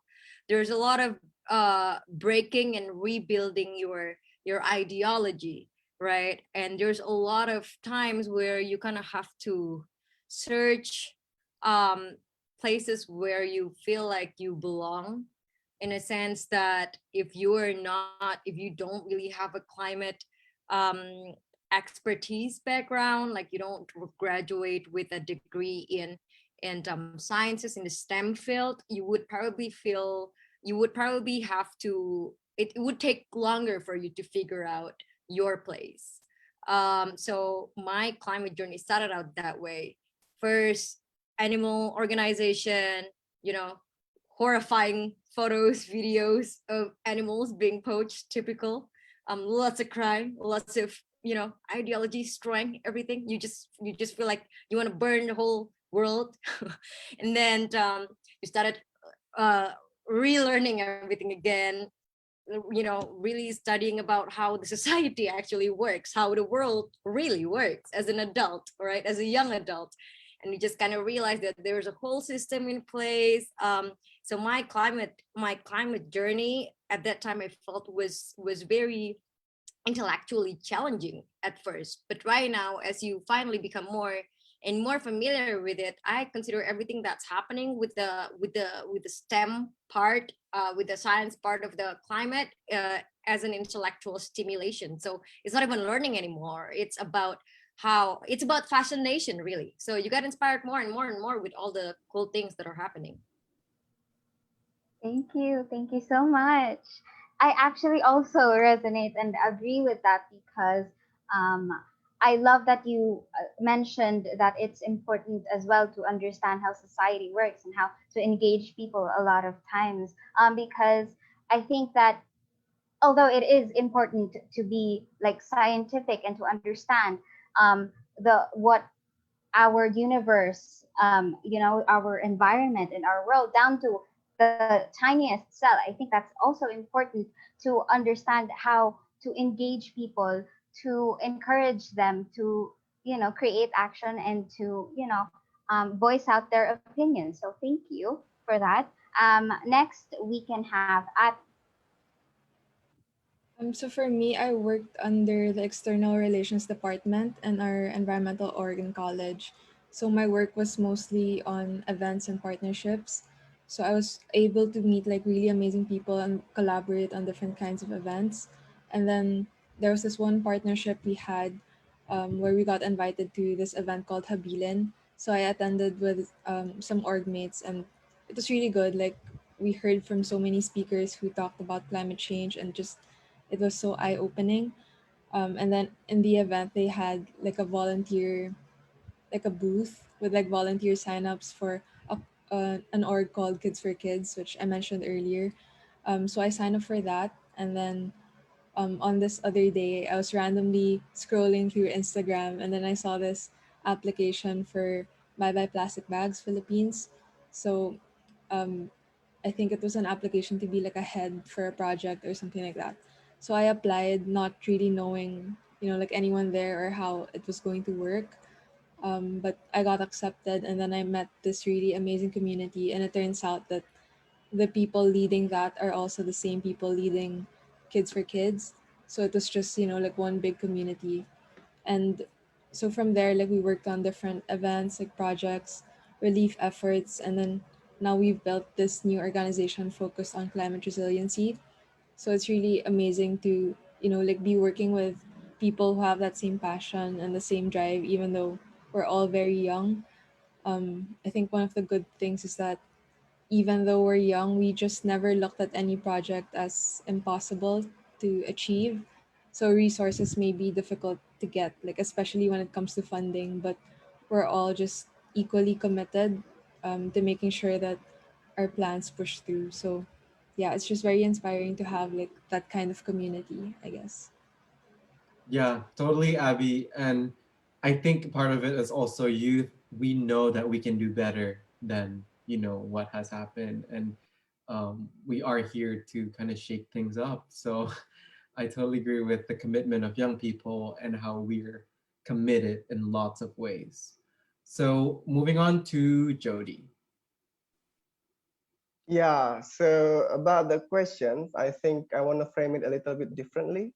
Okay. And I'm going to share how I think it will help for people like me to be more exposed and get into the journey of climate activism. So for me myself, I've already mentioned I met a very wonderful friends, and it had helped to shape my perspective. And then I work in a startup. But what I realized just now, actually, after talking to all the great panel here and hearing all the great panel here, we all have this very specific experience that are open up based on opportunity and the conditions that we have at the time.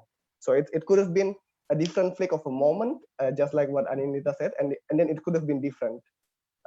For me, I realized that actually I've been a gamer and also an anime and manga and comics lover, and I've never thought about that as activism. It's just something that I like. I like the story, I like the pictures, I like to play games. But looking back, many of those games and anime and manga and picture otaku mode, yeah, helps to shape my mindset and perspective and ease the educations about climate changes and stories easier for me to understand, even when um, I'm still not really aware or actively working to solve or to help solving climate changes. I'm gonna give you a small example. So, for example, there is a manga that they literally, this guy has a superpower to turn trash into trees. What kind of manga is that? But it's actually a very fun manga to watch, to read. There's also this game that literally the bad guys is called mist generators, and the only way to beat them is to revive a Genesis tree. What is it if not, balancing industrial expansions with, nature conservation? So I think as young people, we have to be also very creative in engaging with popular media like this, and also, of course, in a fun and engaging way. So people like me who might not be having that lucky break, or even some people never have the opportunity to learn or meet amazing people like the panel today. So these kind of messages can seep from, unconsciously from a lot of different popular media. I think that's what I want to say. Yeah, thank you, Jody. I kind of want to tap into that manga part, the creativity and the art, which we'll be talking about a bit later on. But now let's get Jayson first, and then Atika for the last one. So my early days are were yeah, I told you that as early as 6 I was already exposed to the crisis. But the journey, I guess I had that mindset when I was in college. Because here in the Philippines, most kids bring their own lunches. We don't have the luxury of having a big cafeteria unless you're so privileged. Yeah, but the not so privileged, we bring our own lunches. So I'm used to bringing my own spoon and fork, my own water bottle, and so and so. And then when I was working, there's no, I had to wake up earlier than the usual time of going to school. So I had to prepare my own baon. It's called baon in Filipino. Yes. Hmm. So it was a hard adjusting into the young professional life. And then when the challenges of being peer pressured to go into travel and and I'm aware already of the carbon footprint of the waste generation. So I'm somehow aloof in those senses. But recently, because I've learned cycling, I've been a bike commuter. I have well adjusted, but the challenging days were transitioning into the young professional life, because single-use plastics is still rampant on many cities here in Metro Manila. So when you buy your meals, they put it in the single-use plastic for takeouts. Hmm. And unless you go into what we call karinderya, you can have your own baonan or the food container, then have your meal there. Hmm. So it's really challenging because the container is a bit bulky. So it's still challenging right now because uh, I'm used to waking up late, but right now I can wake up earlier. So that's about it. Hmm. Thank you. I see. Thank you, Jayson. Last but not the least, Atika. Okay, so the beginning of my climate journey is not easy at all. So back in 2016, I think I'm on my second year being a biology student. I think I was 20. I got the responsibility to be the head of social and environmental department at my faculty student council. Well, it might seem like a cool position, but my team and I had tough times doing the campaign because we once fought for a styrofoam ban in our canteen, and we used three different approaches, which is advocating to the dean, and then lobbying the sellers, and influencing the students through persuasive banner to no longer ask for styrofoam packaging and instead bring their own lunchbox. But unfortunately, it was discontinued with no obvious result. I had to pass the program to my successor. And then the other time, I also held a seminar in the commemoration of World Street Day. And then there were merely one participant in a medium-sized classroom. So my team and I had to fill the empty chair so the speaker on that day wouldn't feel very awkward. And not to mention the monthly environmental booth we made during the break times in our canteen, and then just a few did listen. So it's a very challenging times, and I think everyone can start. Everyone, not because I'm from biology major and I start. You can also start from whatever major you're in. So let's try to face the challenges. So in order to say the things about the importance of knowing climate crisis. Thank you ever so much for pointing out that whatever major we are in, whatever we're studying, whatever we're doing in life, climate action is for everyone. Thank you so much for pointing that out. And thank you to all our sharers and to all our guests for sharing your stories. You are all inspiring in a lot of different ways. And I know that our audience agrees in a way that I can kind of gauge our audience, if they agree and if they're still, with us.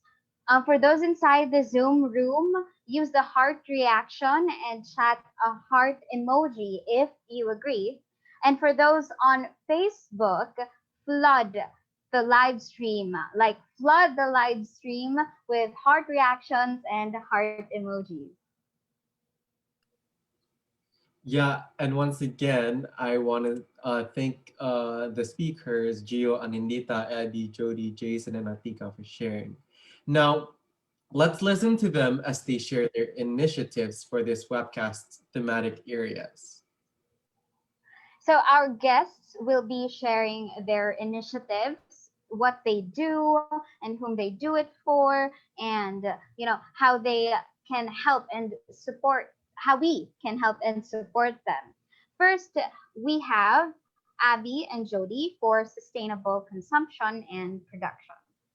So I guess we can go with Abby. Okay, so I'm in an organization called Project Pulo. So it's an organization working to localize climate change solutions to create self-sustaining communities and self-sustaining and climate resilient communities.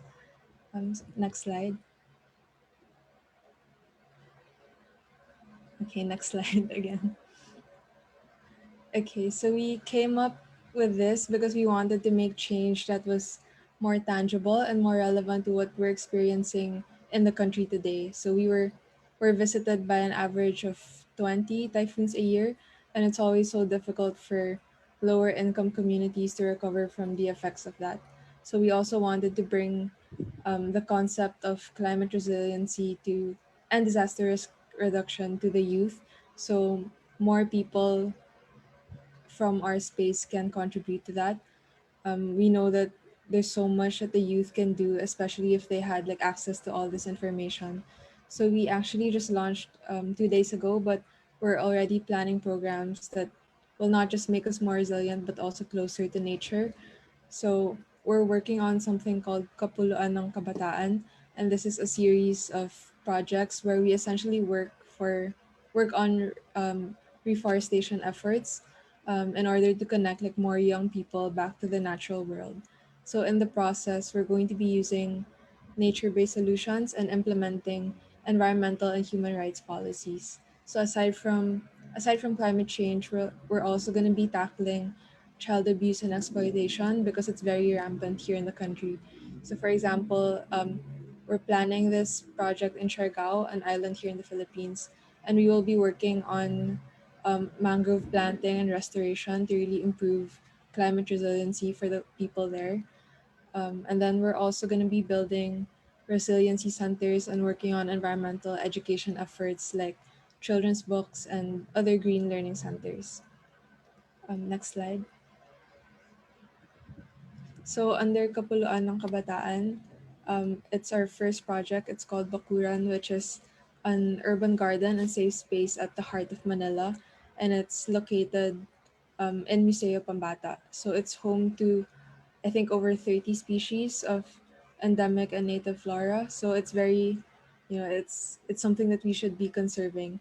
So there's this huge empty parking lot in that area, and we're planning to revamp that entire space to make it into this really big green space and also like a learning ground where people can really visit and learn more about the environment.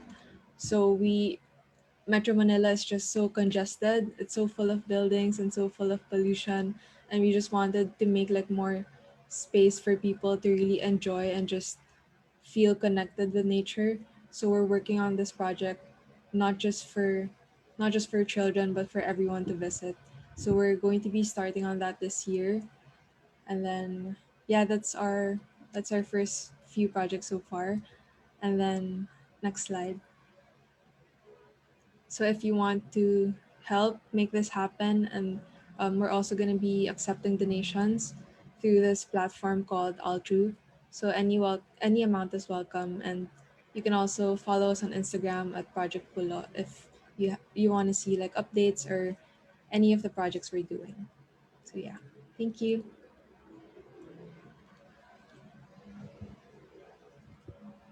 Thank you so much for that, Abby.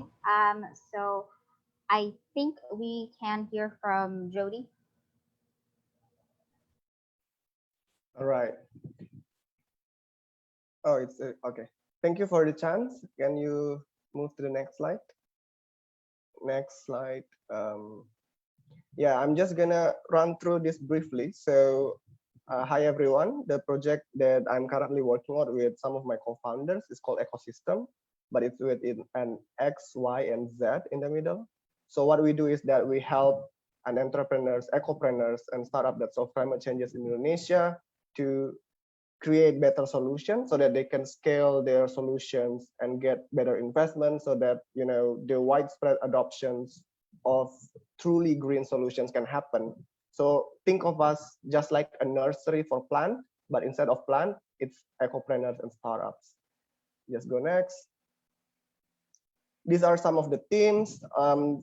That's the guy, the CCO that I told you before that inspired this whole movement. And we are also kind of supported by another great, amazing people in our team. Next.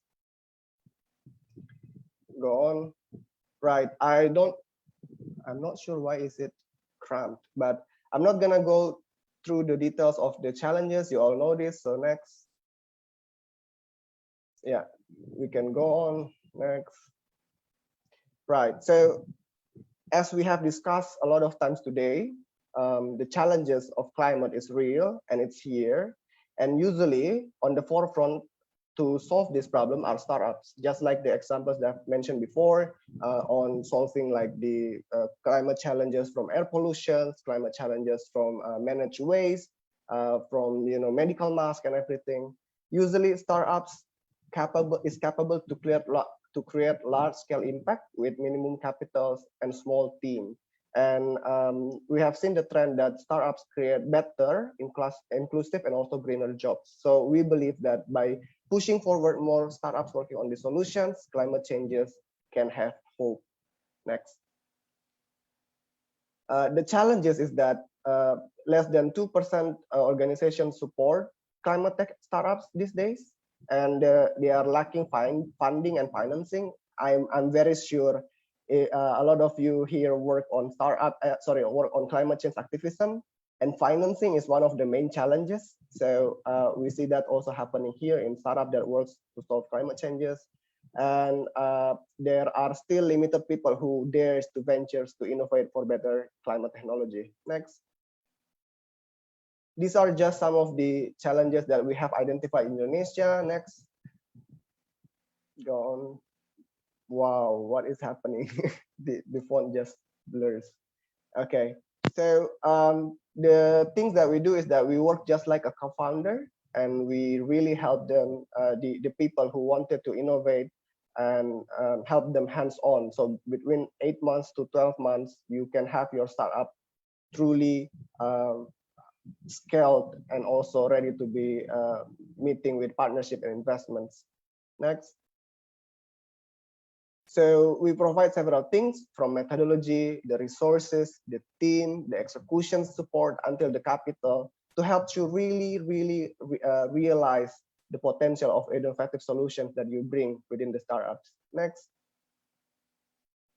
So our goal is that with more innovations supported and taken care of in the early stages, when they grow up and become big, and the solution is massively adopted, then people can change behavior without us having to scream on their face that you have to do this and do that, because they will do it on their own because it makes sense for the general public. It's easy for them to do, and it makes sense economically. So this is the ultimate goal: to make climate change easy, climate change solutions easy and convenient to be accessed for all. Next. these are just some of our stats. We have already 3 solutions in our portfolio, 2 in pipeline, 1 already maturing. Just a little bit of comments on the maturing one. This is one of the largest waste management company in Indonesia right now, and they are one of the only one that manage waste responsibly to really ensure that not a lot of the waste that comes end up in landfills. Next. These are just some of the credentials that we have. I think I can share with you later on. Next. Yeah, next. Right, so we have several programs that I want you to really take notice. So the first one is the Exit program on the left side. So this is a campus innovation lab for universities and also entrepreneurs who are still studying in university. We can help if you have a startup ideas or startup solutions already implemented with your university. You can come to us, and we will help to build partnership with your university, and we will help you to grow the startup from within the university community. The right one is an e-community platform. This is still in development, but I want to share as soon as possible. So if any of you feels like you don't have any platform to campaign effectively apart from social media, who is very crowded, you don't have any platform for you to access solutions and curated access to products that are really green, this is the place for you. I'll share with you some forms in the link, and we will keep you updated once this is live. We will definitely blast it all to you guys so that you can also join the platform and be part of the community. Next. Lastly, this is the Circular Jumpstart program. This is launchpad or also incubation program for people who already run their startup for like at least 6 months to 1 year, and the startups solve the challenges of creating sustainable materials or consumption and use, or also reinvent waste system. Please join this open call for competition, because we will help you to really grow the businesses so that building startup that solve climate challenges can be cool, can be beneficial, and can also be as big as the startup that pollutes our environment. So we wanted to bring leverage for all people who want to innovate and realize sustainable production and consumptions to be part of this movement. Sadly, this is still only for Indonesian audience, because I didn't know that we will have Philippine potential collaborators here. So if you're from Philippines, reach out to me via my personal Instagram handler or also the Ecoxyztem handler. We will be happy to explore collaborations with you. Next. So lastly, this is just some quotes. I think that a lot of time when we have been working in this space for so long, it feels hopeless. It feels like everything is doom and gloom, and it's not easy, definitely. But even if it's not easy, please don't stop. Please come to us, and we'll help you to collaborate and grow the model and the systems so that we can truly achieve the future we want. Next. So we are from Ecoxyztem. Let's build the future together. Thank you. Thank you so much, Judy. That's a really great initiative. Now let's move on with Gio and Anindita for renewable energy transition. Yes, thank you again, Darren, for the introduction. So I am here to share what my organization is doing. Next slide. So first, this is my principle that in climate action, in taking action for climate, for me, in my personal opinion, it has to be grounded with the community. Now, being on ground with the community. Next slide. So I am the project coordinator of sustainable energy and enterprise development for communities. We founded last 2013 after the aftermath of Typhoon Haiyan or Yolanda.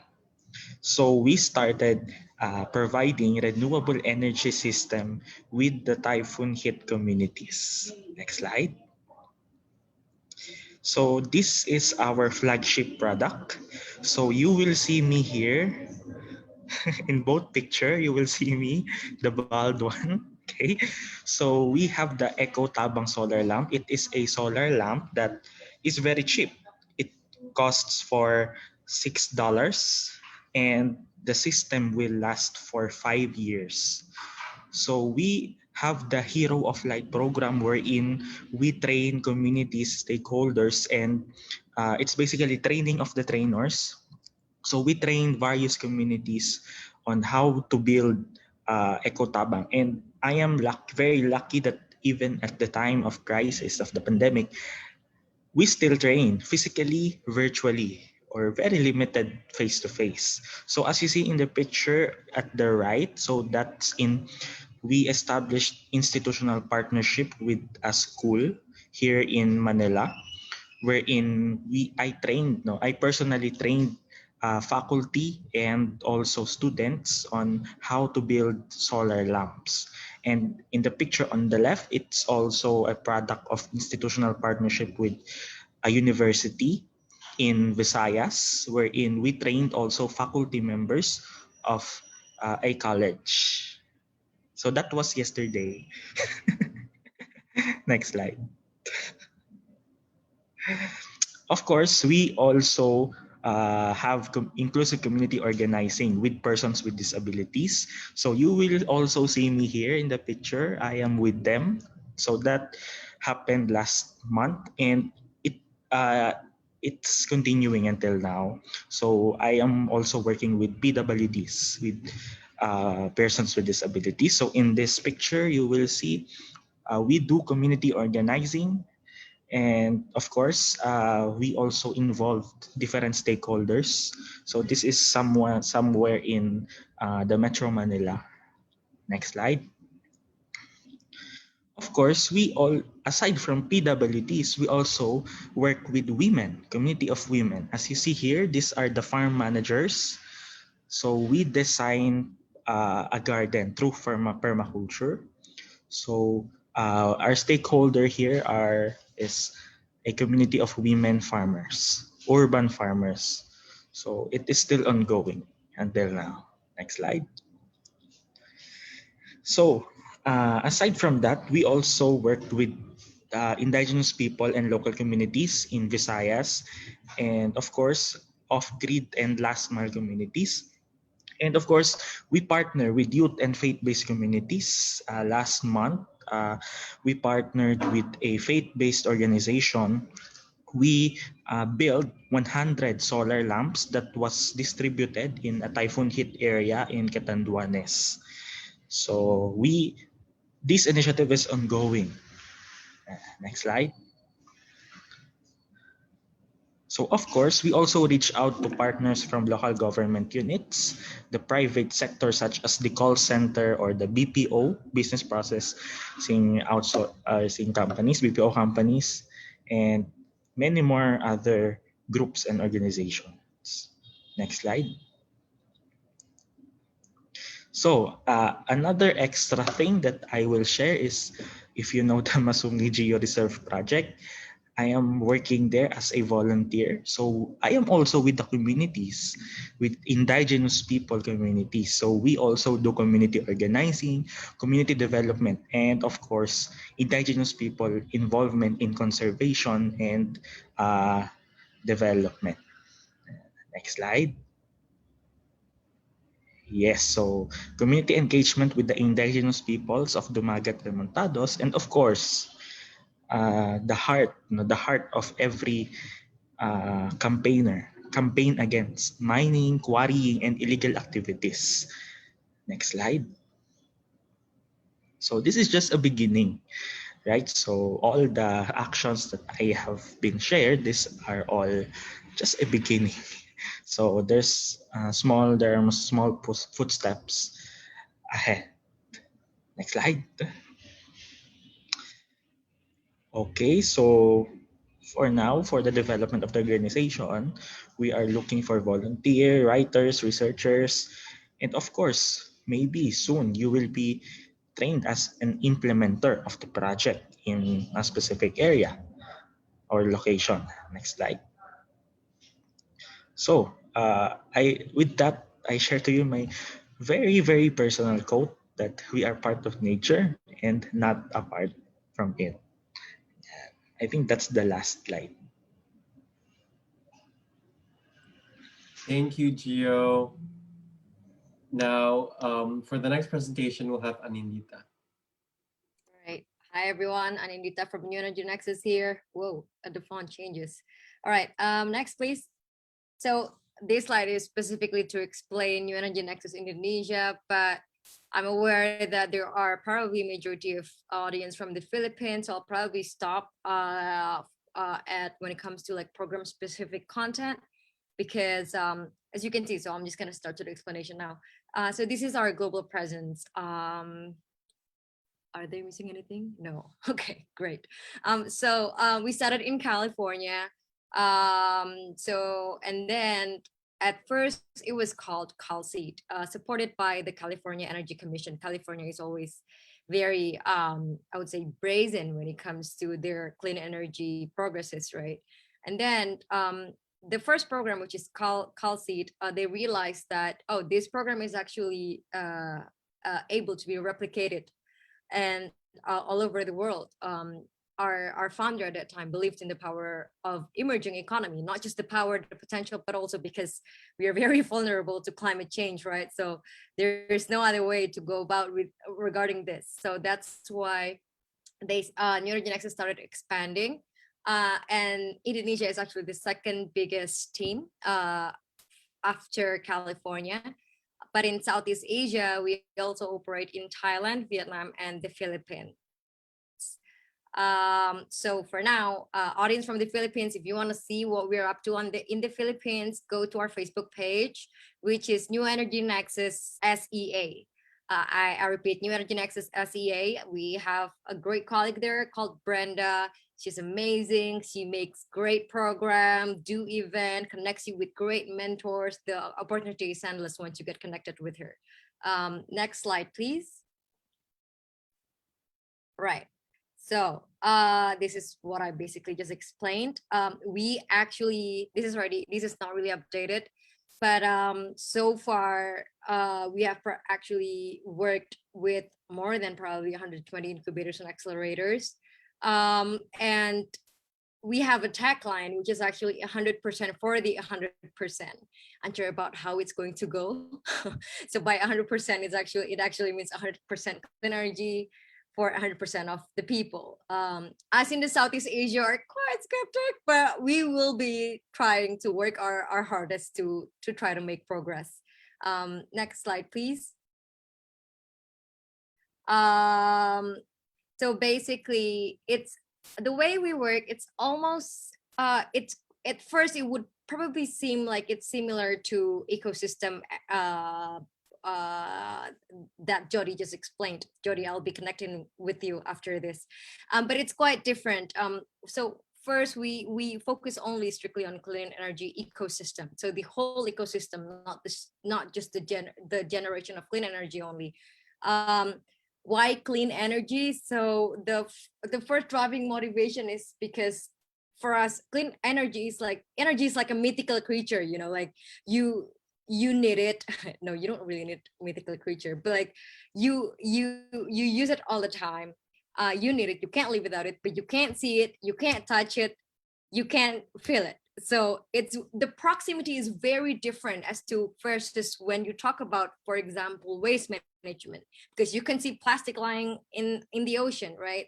But you can't really see pollution. What's pollution? It has to be on a scale that's super big that you get to see like this really dark fog. But then if it doesn't reach that level, people just don't really seem to be concerned about it. So that's why we feel that this is where startups actually need to start rolling their sleeves. Next, please. Right, so this is basically what we do. So launch, ideation, and team formations. Actually, during this process, we also do outreach because Southeast Asia market is very different to how it is in California. When we first opened up our chapter in Indonesia and the Philippines, we were so excited about what we're going to do, all the possibility that we can support the startups with, but there's no startup. It's a lot of hard work to find startups in a stage that are ready for investment, that are ready to be positioned for success. So a part of that we do is that we also do educations within the energy ecosystem as well.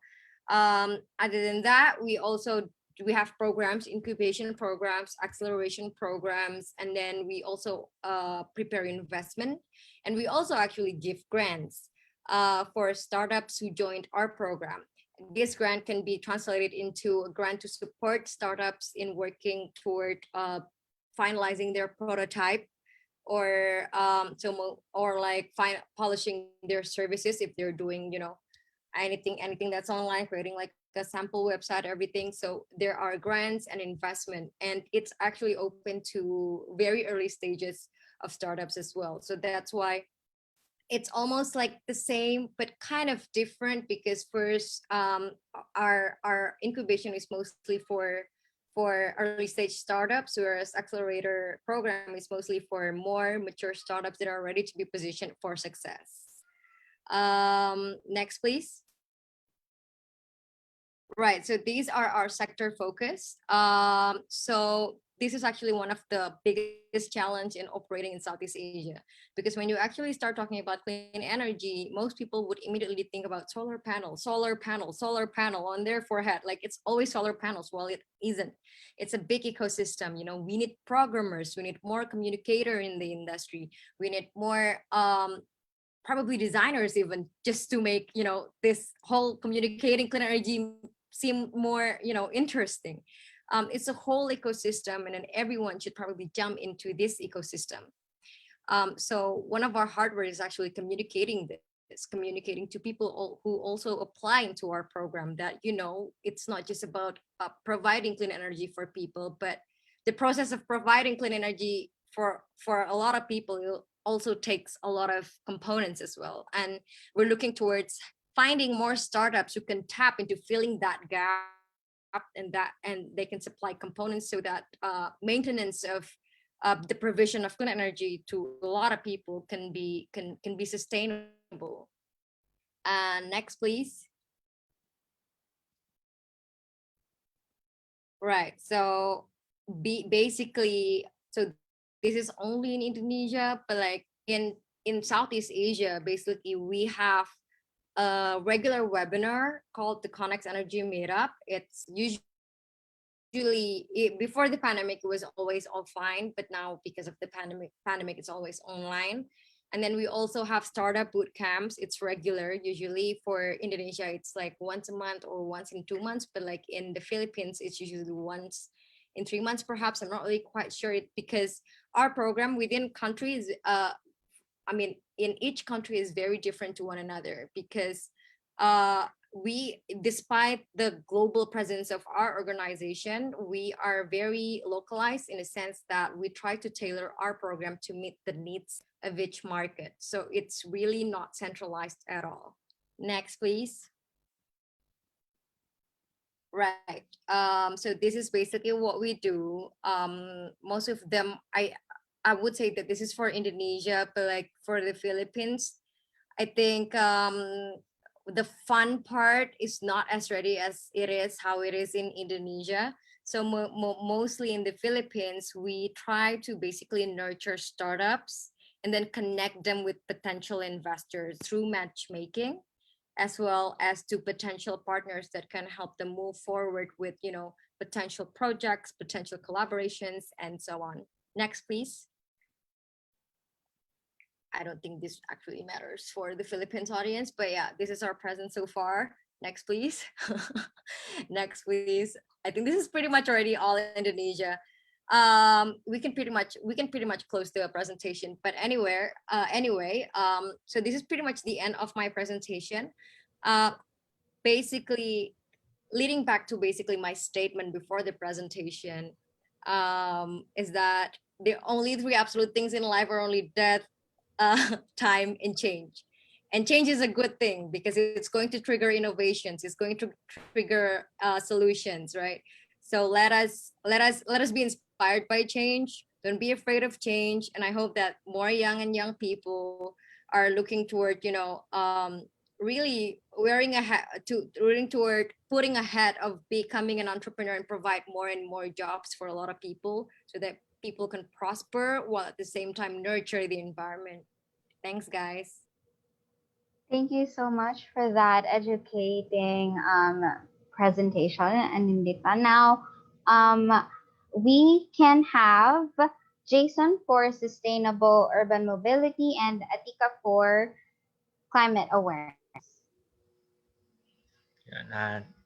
Thank you, Ran, for the introduction. So, this is my social enterprise, the Bike and Breakfast Cafe, owned and pedal powered by your own bike barista. So, next slide, please. So, I'd like you to introduce to our bike. It's Lisa. Yes, Blackpink in your area. And from a bike commuter, next, please,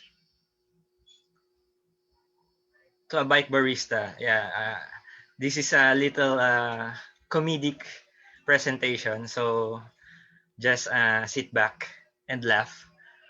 So how did I get there from being a bike commuter to being a bike barista? So next slide, please. So how it all started? Three things: I love nature, I love cycling, I love coffee. So the lake that you see in the background of the picture is the Laguna Lake. It's situated in the center of Luzon. You can say that. And our city has the 14-kilometer shorelines for that. So very beautiful, yeah. So next slide.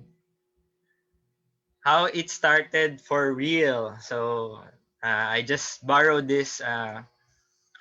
We call this cariton or pedicab or tricycle. There are many terms. So these are four-way speakers who pick up recyclables or other materials that can still be sold for a price. So I really wanted to be a waste picker. With the recyclables, there's money. In Filipino terms, may pera sa basura. Yeah. And that's true because there are many junk shops here in the Philippines that were able to sustain their family and prosper their lives. So I wanted to be a waste picker, but my parents won't allow me because we don't have that much space in our home. So I need to innovate, to think of something else. So that's the first slide. So I can cycle and I love coffee. So I do not have a driver's license. So the bike fits me well. So next slide, please. So this is my workshop. That's in our kitchen.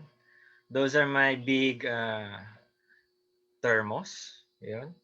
And that's for the home brewing, the little French press.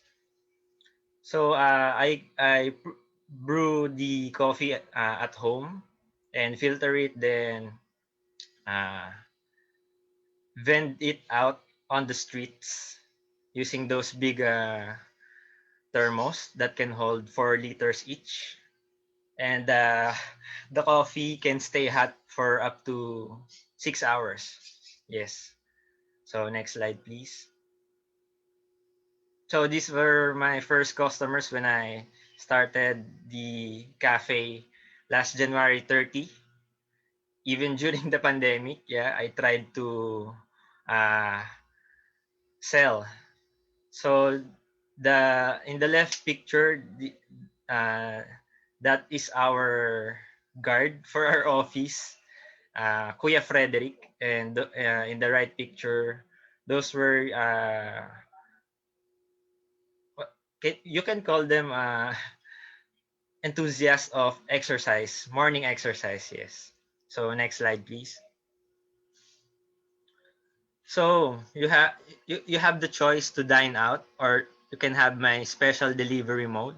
You can avail both.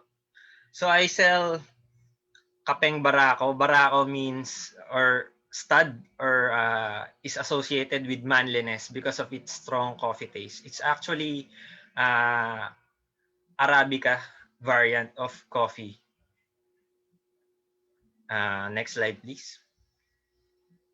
So the main objective or the goal of my social enterprise is to promote active mobility as and let everyone enjoy the traditional coffee experience at an affordable price while reducing environmental pollution. So how does this reduce environmental pollution?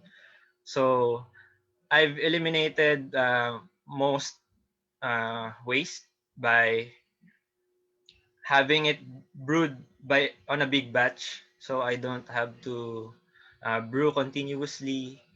So there's energy conserved or energy saved, and it is pedal powered, human powered, so virtually zero carbon footprint. And next slide. So the initiatives, we have the I have the pay it forward, and this is just or this was just an opportunity that came because a friend of mine uh, has a son that celebrated his 20th birthday. That's with the left leftmost picture that says "Happy 20th birthday, Ino." So she sponsored 20 cups of coffee to be given out to frontliners. So yeah, that was the first one. Then another one, Happy 30th Birthday Peps by Kuya Peps. He sponsored 30 cups of coffee. Then in the rightmost picture, the Zero Hunger PH turns one, again sponsored. So I gave this coffee mostly to our street vendors, security guards, and other people in the streets. So next slide, please. So there is a initiative of having a plant it forward or cup a tree. But since there is a pandemic, I cannot collect the disposable cups that I've been that where I put my coffee. So instead, I just use the coffee cups from the takeouts that I've been doing. Uh, I won't mention the brands. Yeah, you can already see them. So I'm giving out papaya sapling right now. That's the easiest tree to grow. And when the pandemic or when this ends, I'll be doing that using the used coffee cups. So you can pick this up or I can deliver them to you. So next slide, please. So the another milestone of this social enterprise is the shared stories and happiness in every cup, because social aspect is very important, particularly at this time. So uh, it is safe to have coffee outside your home or in the open air. So yeah, they put their mask off for a brief moment and drank their coffee.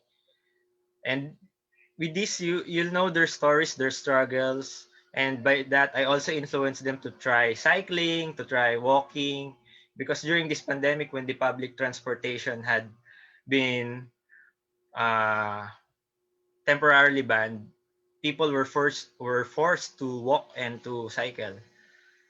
And now, when the transportation slowly regains, it became or it is dangerous for a cyclist. So I'm also advocating for safe spaces and inclusive spaces for cyclists.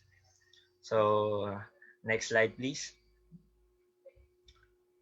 I've temporarily stopped street vending due to the rise of COVID cases here in our country, particularly here in the National Capital Region.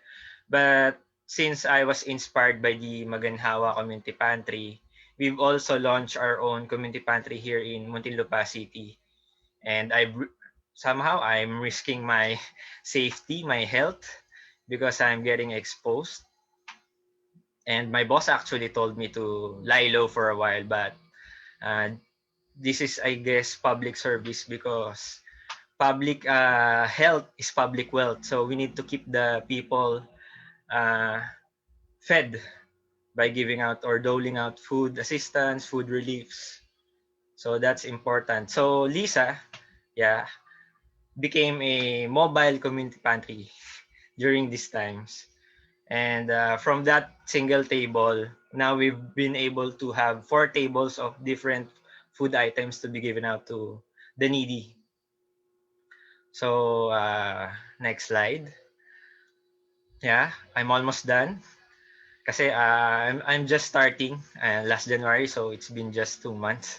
So you can find me on the streets and cyber streets. Yeah, I'm currently located in Muntinlupa City, but I can travel as far as Quezon City. So Quezon City people, you can avail of my services.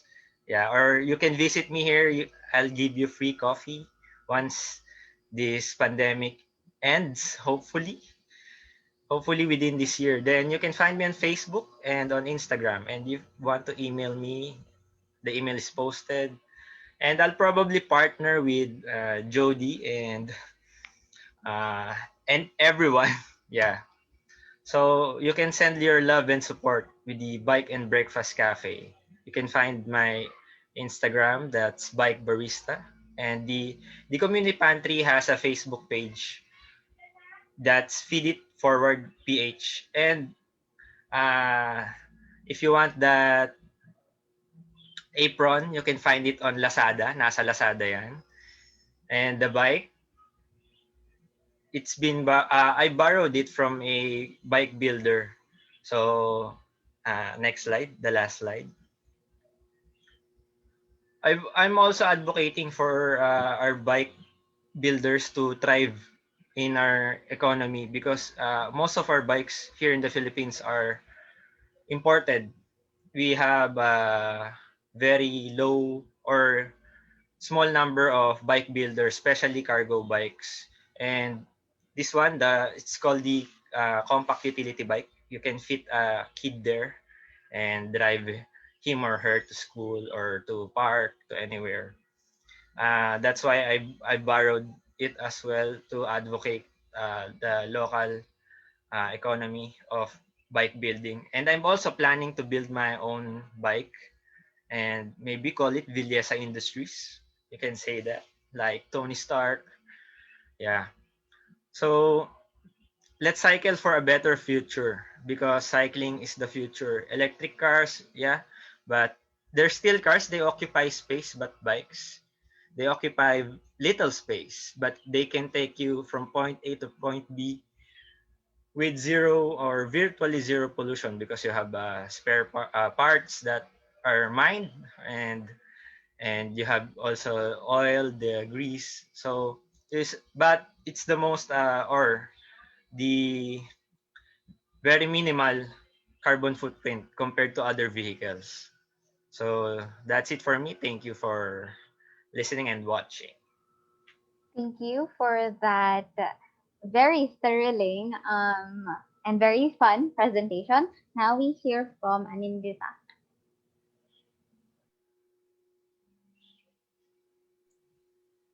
Okay. Hello, Oh, sorry. everyone. I'm Atika. Atika. Okay. Yes. Yeah. I'm gonna share a little bit about what I'm doing in the Ministry of Environment and Forestry, where I'm currently working with the Climate Change Advisory Council Secretariat, and we have a weekly discussion called Pojok Iklim, or Climate Corner, you can say. Here we invite various stakeholders, including the academics and fellow government, and also private sectors, and not to, also from the grassroots as well, to talk about the effort to tackle climate change in order to support Indonesia's NDC target. Next slide, please. Okay, so our objectives are to raise people's awareness on climate change and also showcase climate actions on the ground. And one of our discussion, we invited the ambassador of Germany, ambassador Indonesia to Germany, and also an influencer. So we invited really various stakeholders, and we did it for the last 4 years, and we did it like every Wednesday. Next slide, please. And so grassroots movement is at the heart of our project. We are presenting competent speakers who have the capacity and the experience, the knowledge, or work in fields related to climate change adaptation and mitigation.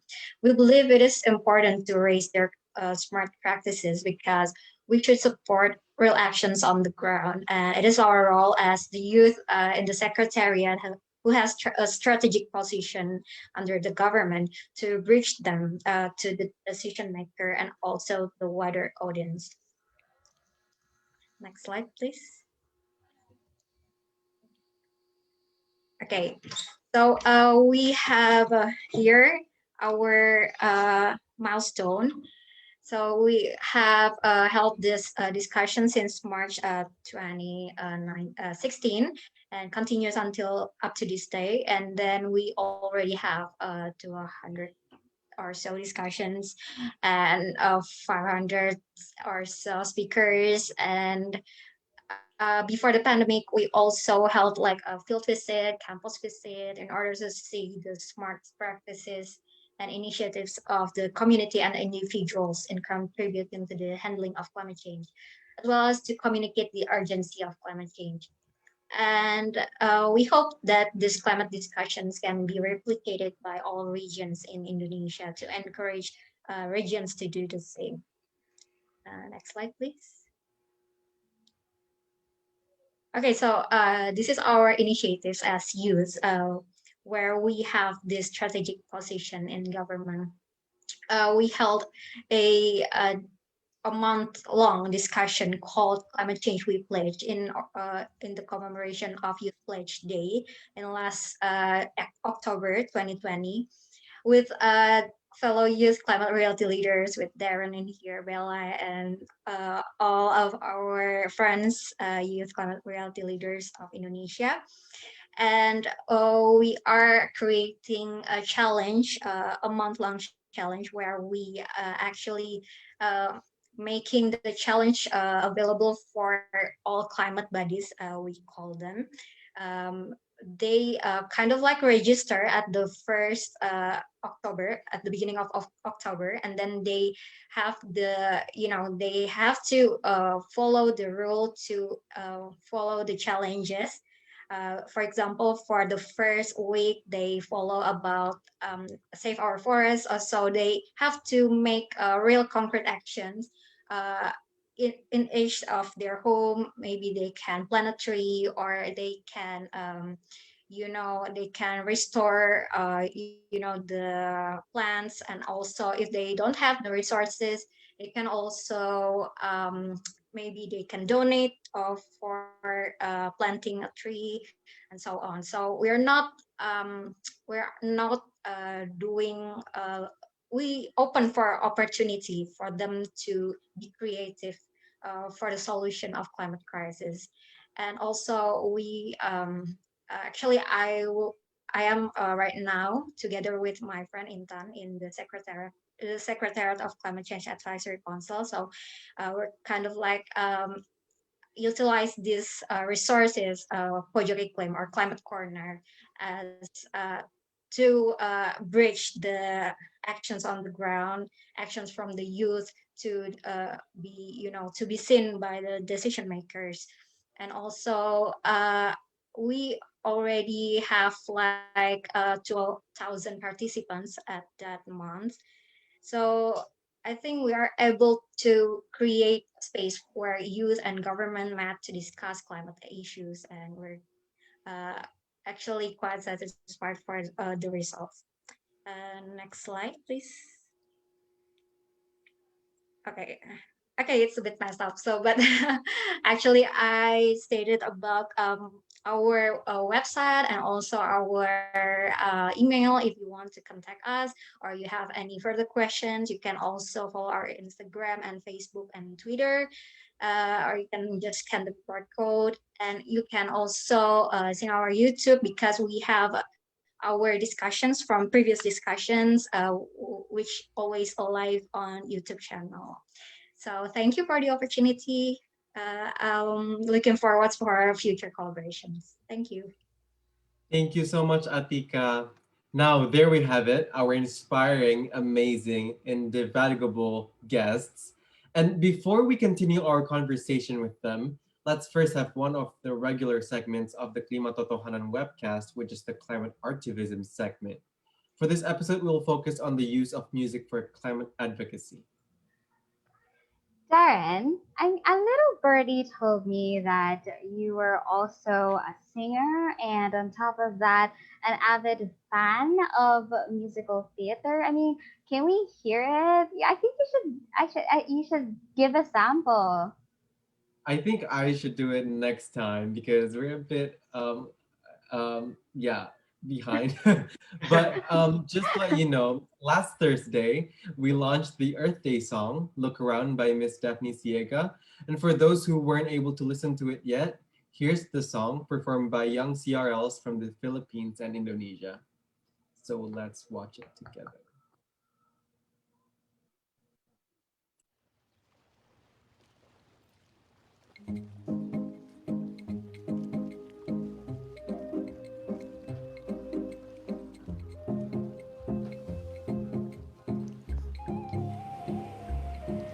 See the sun and the sky.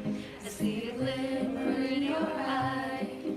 And the mountains and the seas bring us happiness and peace. I feel the wind passing by, the gentle breeze a lullaby, and the rustling of the trees with the dancing of the bees. Oh, love is all around us, so let's protect what he gave us.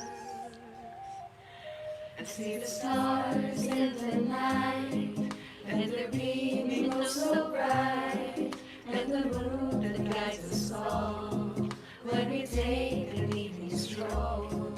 As we lie in bed tonight, I pray that all will be alright. Soon the birds will start to sing, hope and joyfulness they bring. Oh, love is all around us, so let's protect what he gave us. Da da da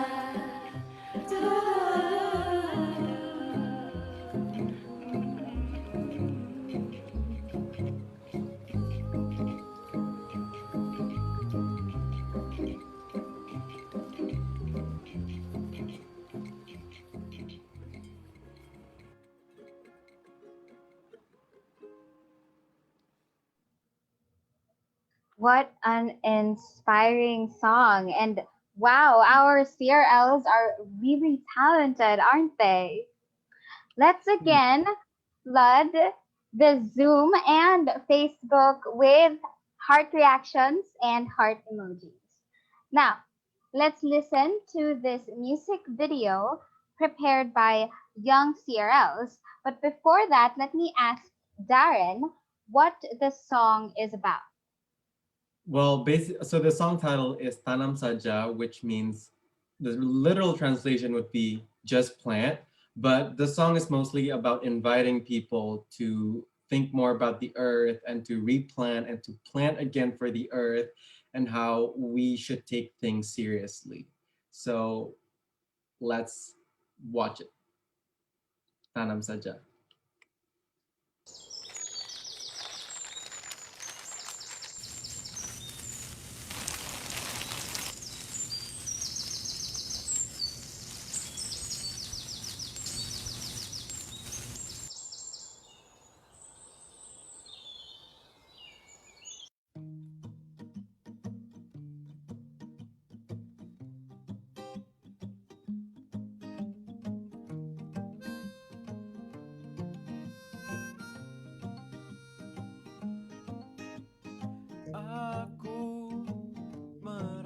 bukan ini.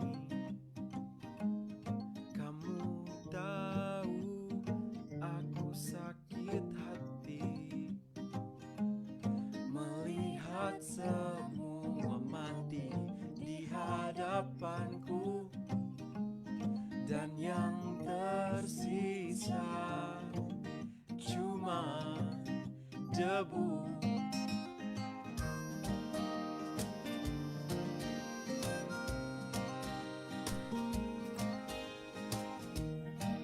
Oh, ini serius tentang bumi ini, alam ini, dan kebun di depan rumahku. Tentang pohon pisang, tentang rumput liar, oh tentang capung, tentang burung, tentang kenyataan bahwa semuanya tak seindah dulu.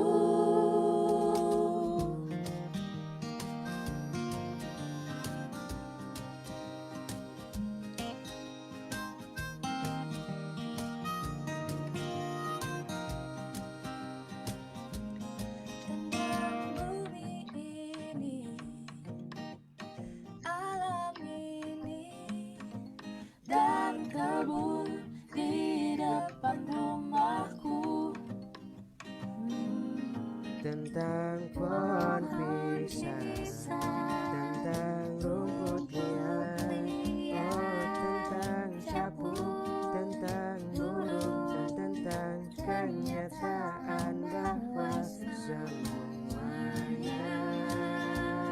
tak seindah dulu. Kita harus menanam kembali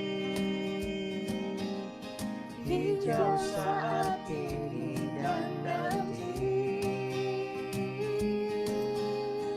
Kita harus menanam kembali.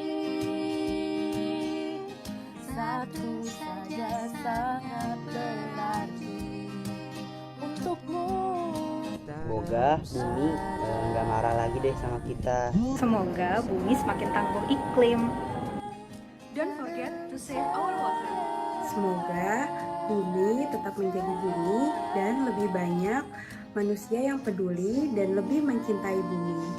Semoga bumi kita bisa sehat selalu, panjang umur, dan bisa selalu lestari. Semoga bumi lebih nyaman untuk ditempati. Tanam saja, tanam saja, tanam saja.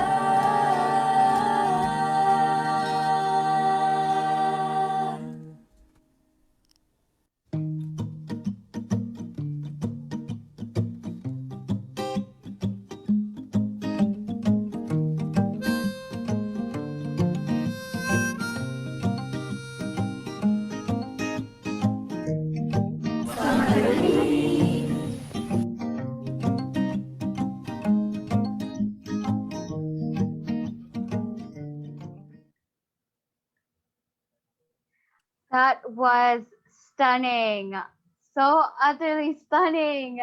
Thank you so much for our Indonesian CRLs, and go, you guys, just kudos to all of you. The TCRP Philippines. When? The man. So anywho, may I call on Belay, a young Indonesian climate reality leader and indigenous climate activist and singer, to join us for a short conversation. Hi, Belay. Hi, Rain. So first off, may I ask you how you use your music in climate advocacy? Yeah, so I see music and art in general as a really powerful change-making tool because it helps you package your message, your hope, your aspirations in a way that appeals to a larger audience. And it finds its way to the hearts of the listeners, like what the Tanam Saja video did. And I think that is really important. And like what Jody said earlier, it's about using the opportunity to put the message out there by engaging with different mediums that people resonate with. So when I make music or use it in my climate advocacy, I think about what kind of feelings am I pouring into the piece? How do I want other people to feel when they listen to the piece? And of course, what message am I putting out there with the music that I make? And you can use music in so many different ways. So for example, as an Indigenous youth, I promote our culture through playing a traditional musical instrument. It's called the sape, which is often combined with traditional dancing. And this gives people the opportunity to appreciate the presence of Indigenous culture, and we can use it as a platform to amplify our voices.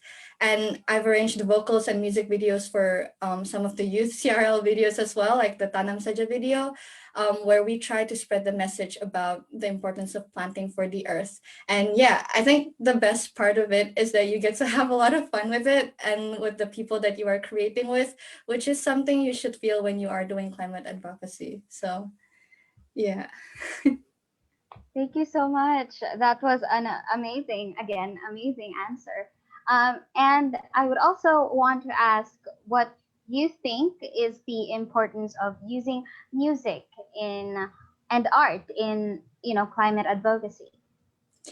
I think an important aspect that music and art brings into climate advocacy is the ability to connect the audience to the issues.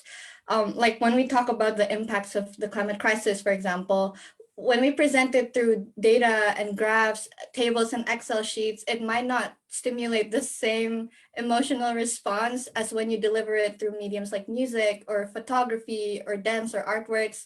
And I think it's because that creativity enables you to articulate and storytell in a way that moves the audience differently. And I think that's an overlooked aspect in climate advocacy, because in order to start and sustain your climate action, I believe it's important to care about the issue, not just intellectually, but also emotionally, which is something you can do through art. Thank you. I also have like a last question. What is your message to young performers who want to use their talents to help spread the reality of climate crisis and catalyze solutions? The first one would be to be true with what you create. Use your art as an outlet to speak truth to power, like Al Gore would say, to what you think, how you feel, and where you want the movement to head towards. And the second one would really just to have fun with it, because creativity is present in everyone. And I think it should be a fun process of tapping into that part of yourself. And I hope the opportunity and support for artists, performers, and writers, and all creatives in the climate movement continues to grow, because there's just something brilliant about connecting and uniting people through art. So yeah. I agree. Creativity really is in every single one of us. So thank you, Belay, for that short conversation. If you guys want to hear more from Belay, you may follow her on her socials. Now, thank you. Now, we can move on to the last segment of our event. Let's hear from our speakers what their youth vision for a better reality is. And we'll start with Gio. Yes, thanks again, Darren and Ran, for the introduction. So, what is the future you envision, and what will you do to make it a reality? So, just a simple being on ground and visible to the communities and stakeholders. As simple as that. They must be nurtured and developed to conserve and protect the planet. So, as simple as community engagement and involvement. Anindita? Right. My vision is to get more youth to get intellectually stimulated by climate change or nature in general. I feel that we put so much emphasis on changes, on current stats, current facts. Sometimes even right now when I do my work on a day-to-day basis, or when I read stuff, I tend to forget to be inspired by all these amazing complexities and intricacies there is, and as to what got us started doing this work. So I think my vision is to get more youth to really start falling really in love with this knowledge, knowledge of and all the things, the cool things there is in this world. Simple as that. Yep. Next, Abby. I think I envision a world where everyone understands how important nature is and does like what they can to make it thrive. So people don't have to do everything perfectly. Like people don't have to be, like vegans or live a zero waste lifestyle or whatever just to contribute something to the environment, but just make that effort to really make the world better, because like real progress comes when we take care and coexist with nature, and not when we take advantage of it. So I think to make that happen, we should always really like remember our why. And like with everything that's going on, it's so easy to like feel tired or lost. But I think remembering why this means so much to us and what we want to achieve, I think that's really gonna give us like the energy we need to keep going. So yeah. And then next we have Jody. Right. I share a lot of sentiment that Abby just says just now, that it doesn't have to be so hard to do climate activism. You don't have to sacrifice your arms and legs to do climate activism. So my hope and visions is that to have climate activism doing the right things, being good and doing the right thing for the climate can be as easy, as convenient, and as affordable as doing other things that we are currently doing. And I hope that with the spirit of collaborations and also curiosity and ingenuity of these communities that we have right now, we can strive forward together to make this change happen.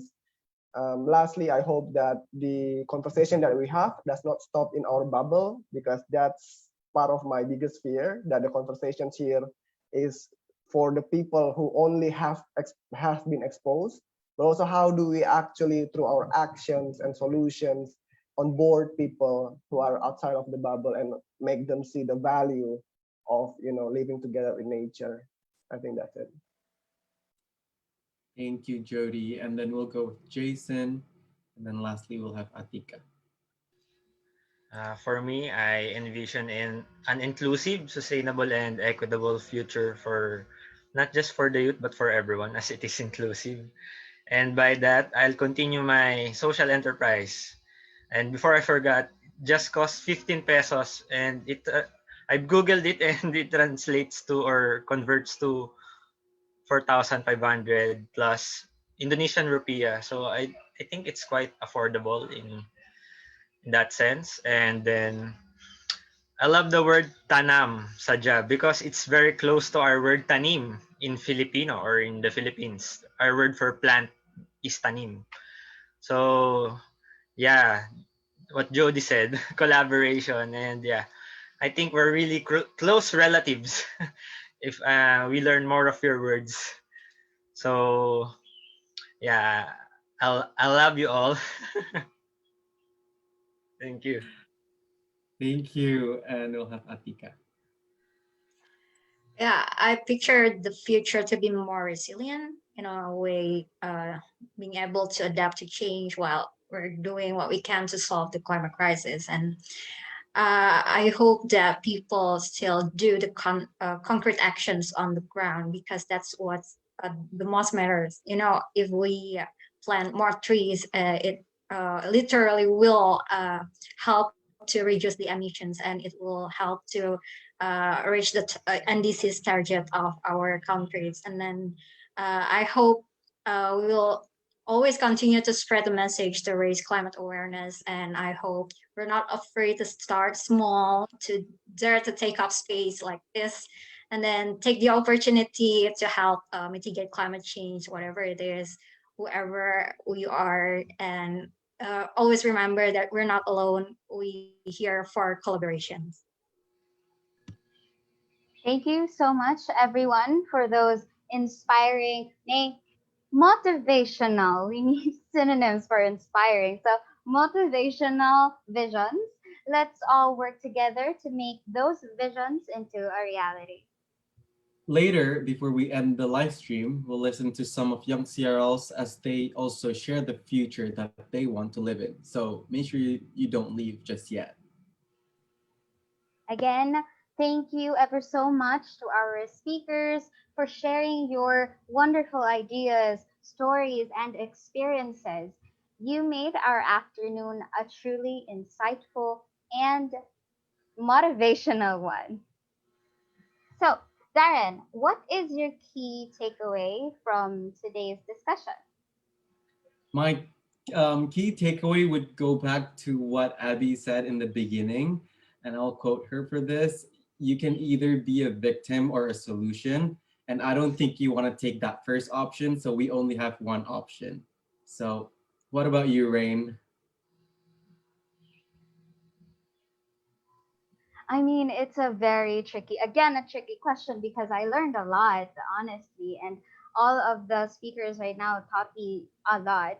But I mean, a quote that one of our speakers said that really stuck um, to me is that, it's important to not only focus on scientific discovering and scientific evolution, but also focus on how like society can accept and how we can encourage other people to, you know, climb, active, advocate for climate change. Mm-hmm. So I would like to say thank you to Darren for being my co-host for this afternoon, and to the Earth Day ad hoc teams, the Philippine branch, and the Indonesia branch for the Climate Reality Project, Artistry, and to all our audience this afternoon. And thank you, Rain, the team, the staff of the Philippine branch, and the Indonesia branch of the Climate Reality Project, Artistry, and everyone. May I now call Keith, the director and production head of today's webcast, for some closing words. Okay, hello everyone. Thank you, Darren and Rain, for brilliantly hosting our Earth Day special. Brilliantly is an understatement, but you two made this special episode extra special. Of course, to Gio, Anin, Abby, Jody, Jayson, and Atika, you are all so inspiring, and I know that you have touched a lot of lives who watch us this afternoon. So thank you very much, and I wish you good health and good luck as you continue on with your advocacies. I hope that we will meet again sometime, hopefully face to face once this pandemic is over. But I wish you all good luck with your advocacies. Thank you also to the Philippine branch for allowing us to lead today's special episode of the Klimatotohanan webcast. To Miss Nazca, Sir Toph, Miss KJ, Sir Ian, and Sir Francis, and the rest of the Philippine branch. And of course, to the Indonesian branch led by Miss Amanda. I would also like to thank the team behind this webcast and the other youth cluster led activities this week, the production ad hoc committee, creatives team of Ivana, writers pool of Danny, the social media team of Atibea, and the rest of the youth cluster. Thank you also to Darren, Iza, Jenna, Belai for coordinating this wonderful partnership between the two branches. To Artistry, thank you for helping us produce this episode this afternoon. And of course, to everyone who joined us today, maraming salamat po, terima kasih banyak. And this is just the start of the partnership between our two branches. Please stay connected with us to be updated on our future projects. This has been Klimatotohanan, a fortnightly webcast organized and led by our climate reality leaders to tackle urgent climate actions of today and tomorrow. Why Klimatotohanan? Because we need to have real talk and real action to solve the climate crisis. Please visit the social media pages of the Climate Reality Project Philippines on Instagram, Twitter, and other social media sites. Also visit the socials of our guest organizations. Their handles are flashed on the screen. Thank you once again for tuning in and see you again on the next episode of Klimatotohanan. Goodbye, take care, and again, happy Earth Day and Earth Week to you all. Maraming salamat po, Terima kasih.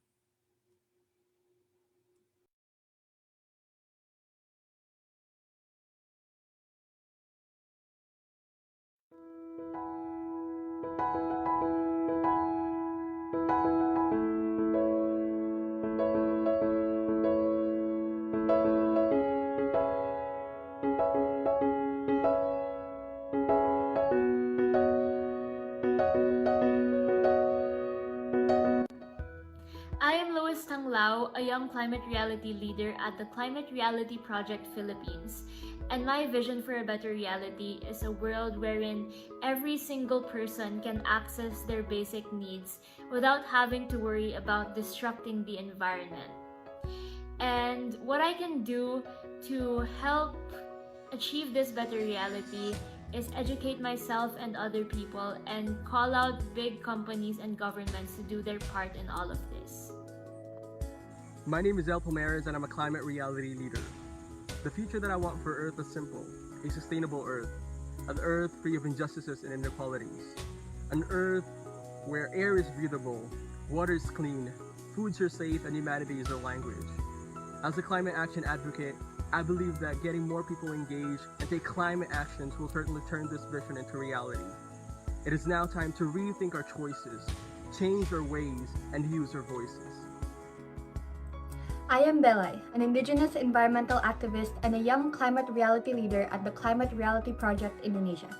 I want to live in a future where inclusivity and equity is at the heart of everything, and one where we are working with nature to achieve a healthy and prosperous life for all. For that, I will continue to voice out stories from my people and teaching the world about Indigenous values that can help us live in harmony with our beloved Earth. I am Ari Tanglao, a young climate reality leader from the Climate Reality Project Philippines, and I envision a world where the government and businesses will work together so we could achieve a more sustainable future. As a young person in the business field, I could create conversations with my peers and the people I am surrounded with so that as future business leaders, we could innovate the products and systems that we already have so that we could achieve a more sustainable Philippines. I am Iza Arifia, the youth from Indonesia. The future I want is circular and sustainable living. Stop coal mining, deforestation, and poor waste management. I want our earth to be restored so we can have a change to live on a better earth. I will continue to be part of the climate movement by participating to educate more people. I believe the awareness is the key to gather more people in this movement. Hi, I am Dani Madriaga and I am a Pinay climate reality leader. In the better reality I envision, children and young people will no longer suffer from anxiety about the climate and our dying earth and living in both an overheated and flooded city. In this future, trees stand proud and the birdsong is loud because single-use plastics and fossil fuels are no longer allowed. We breathe free because our planet is healthy and we live in a just and equitable society. This future is not an impossibility and I vow to do my part to make it a reality. By living my everyday as Earth Day, consuming mindfully and choosing low carbon and eco-friendly. I will work for the climate where I am as an engineer, making sure that the climate movement is represented and listened to in my industry. And I will continue to use my voice to demand accountability from big polluters and to demand the policies and programs from government necessary for us to transition to real climate resiliency. This is our vision. We have the power. Let's make it a reality.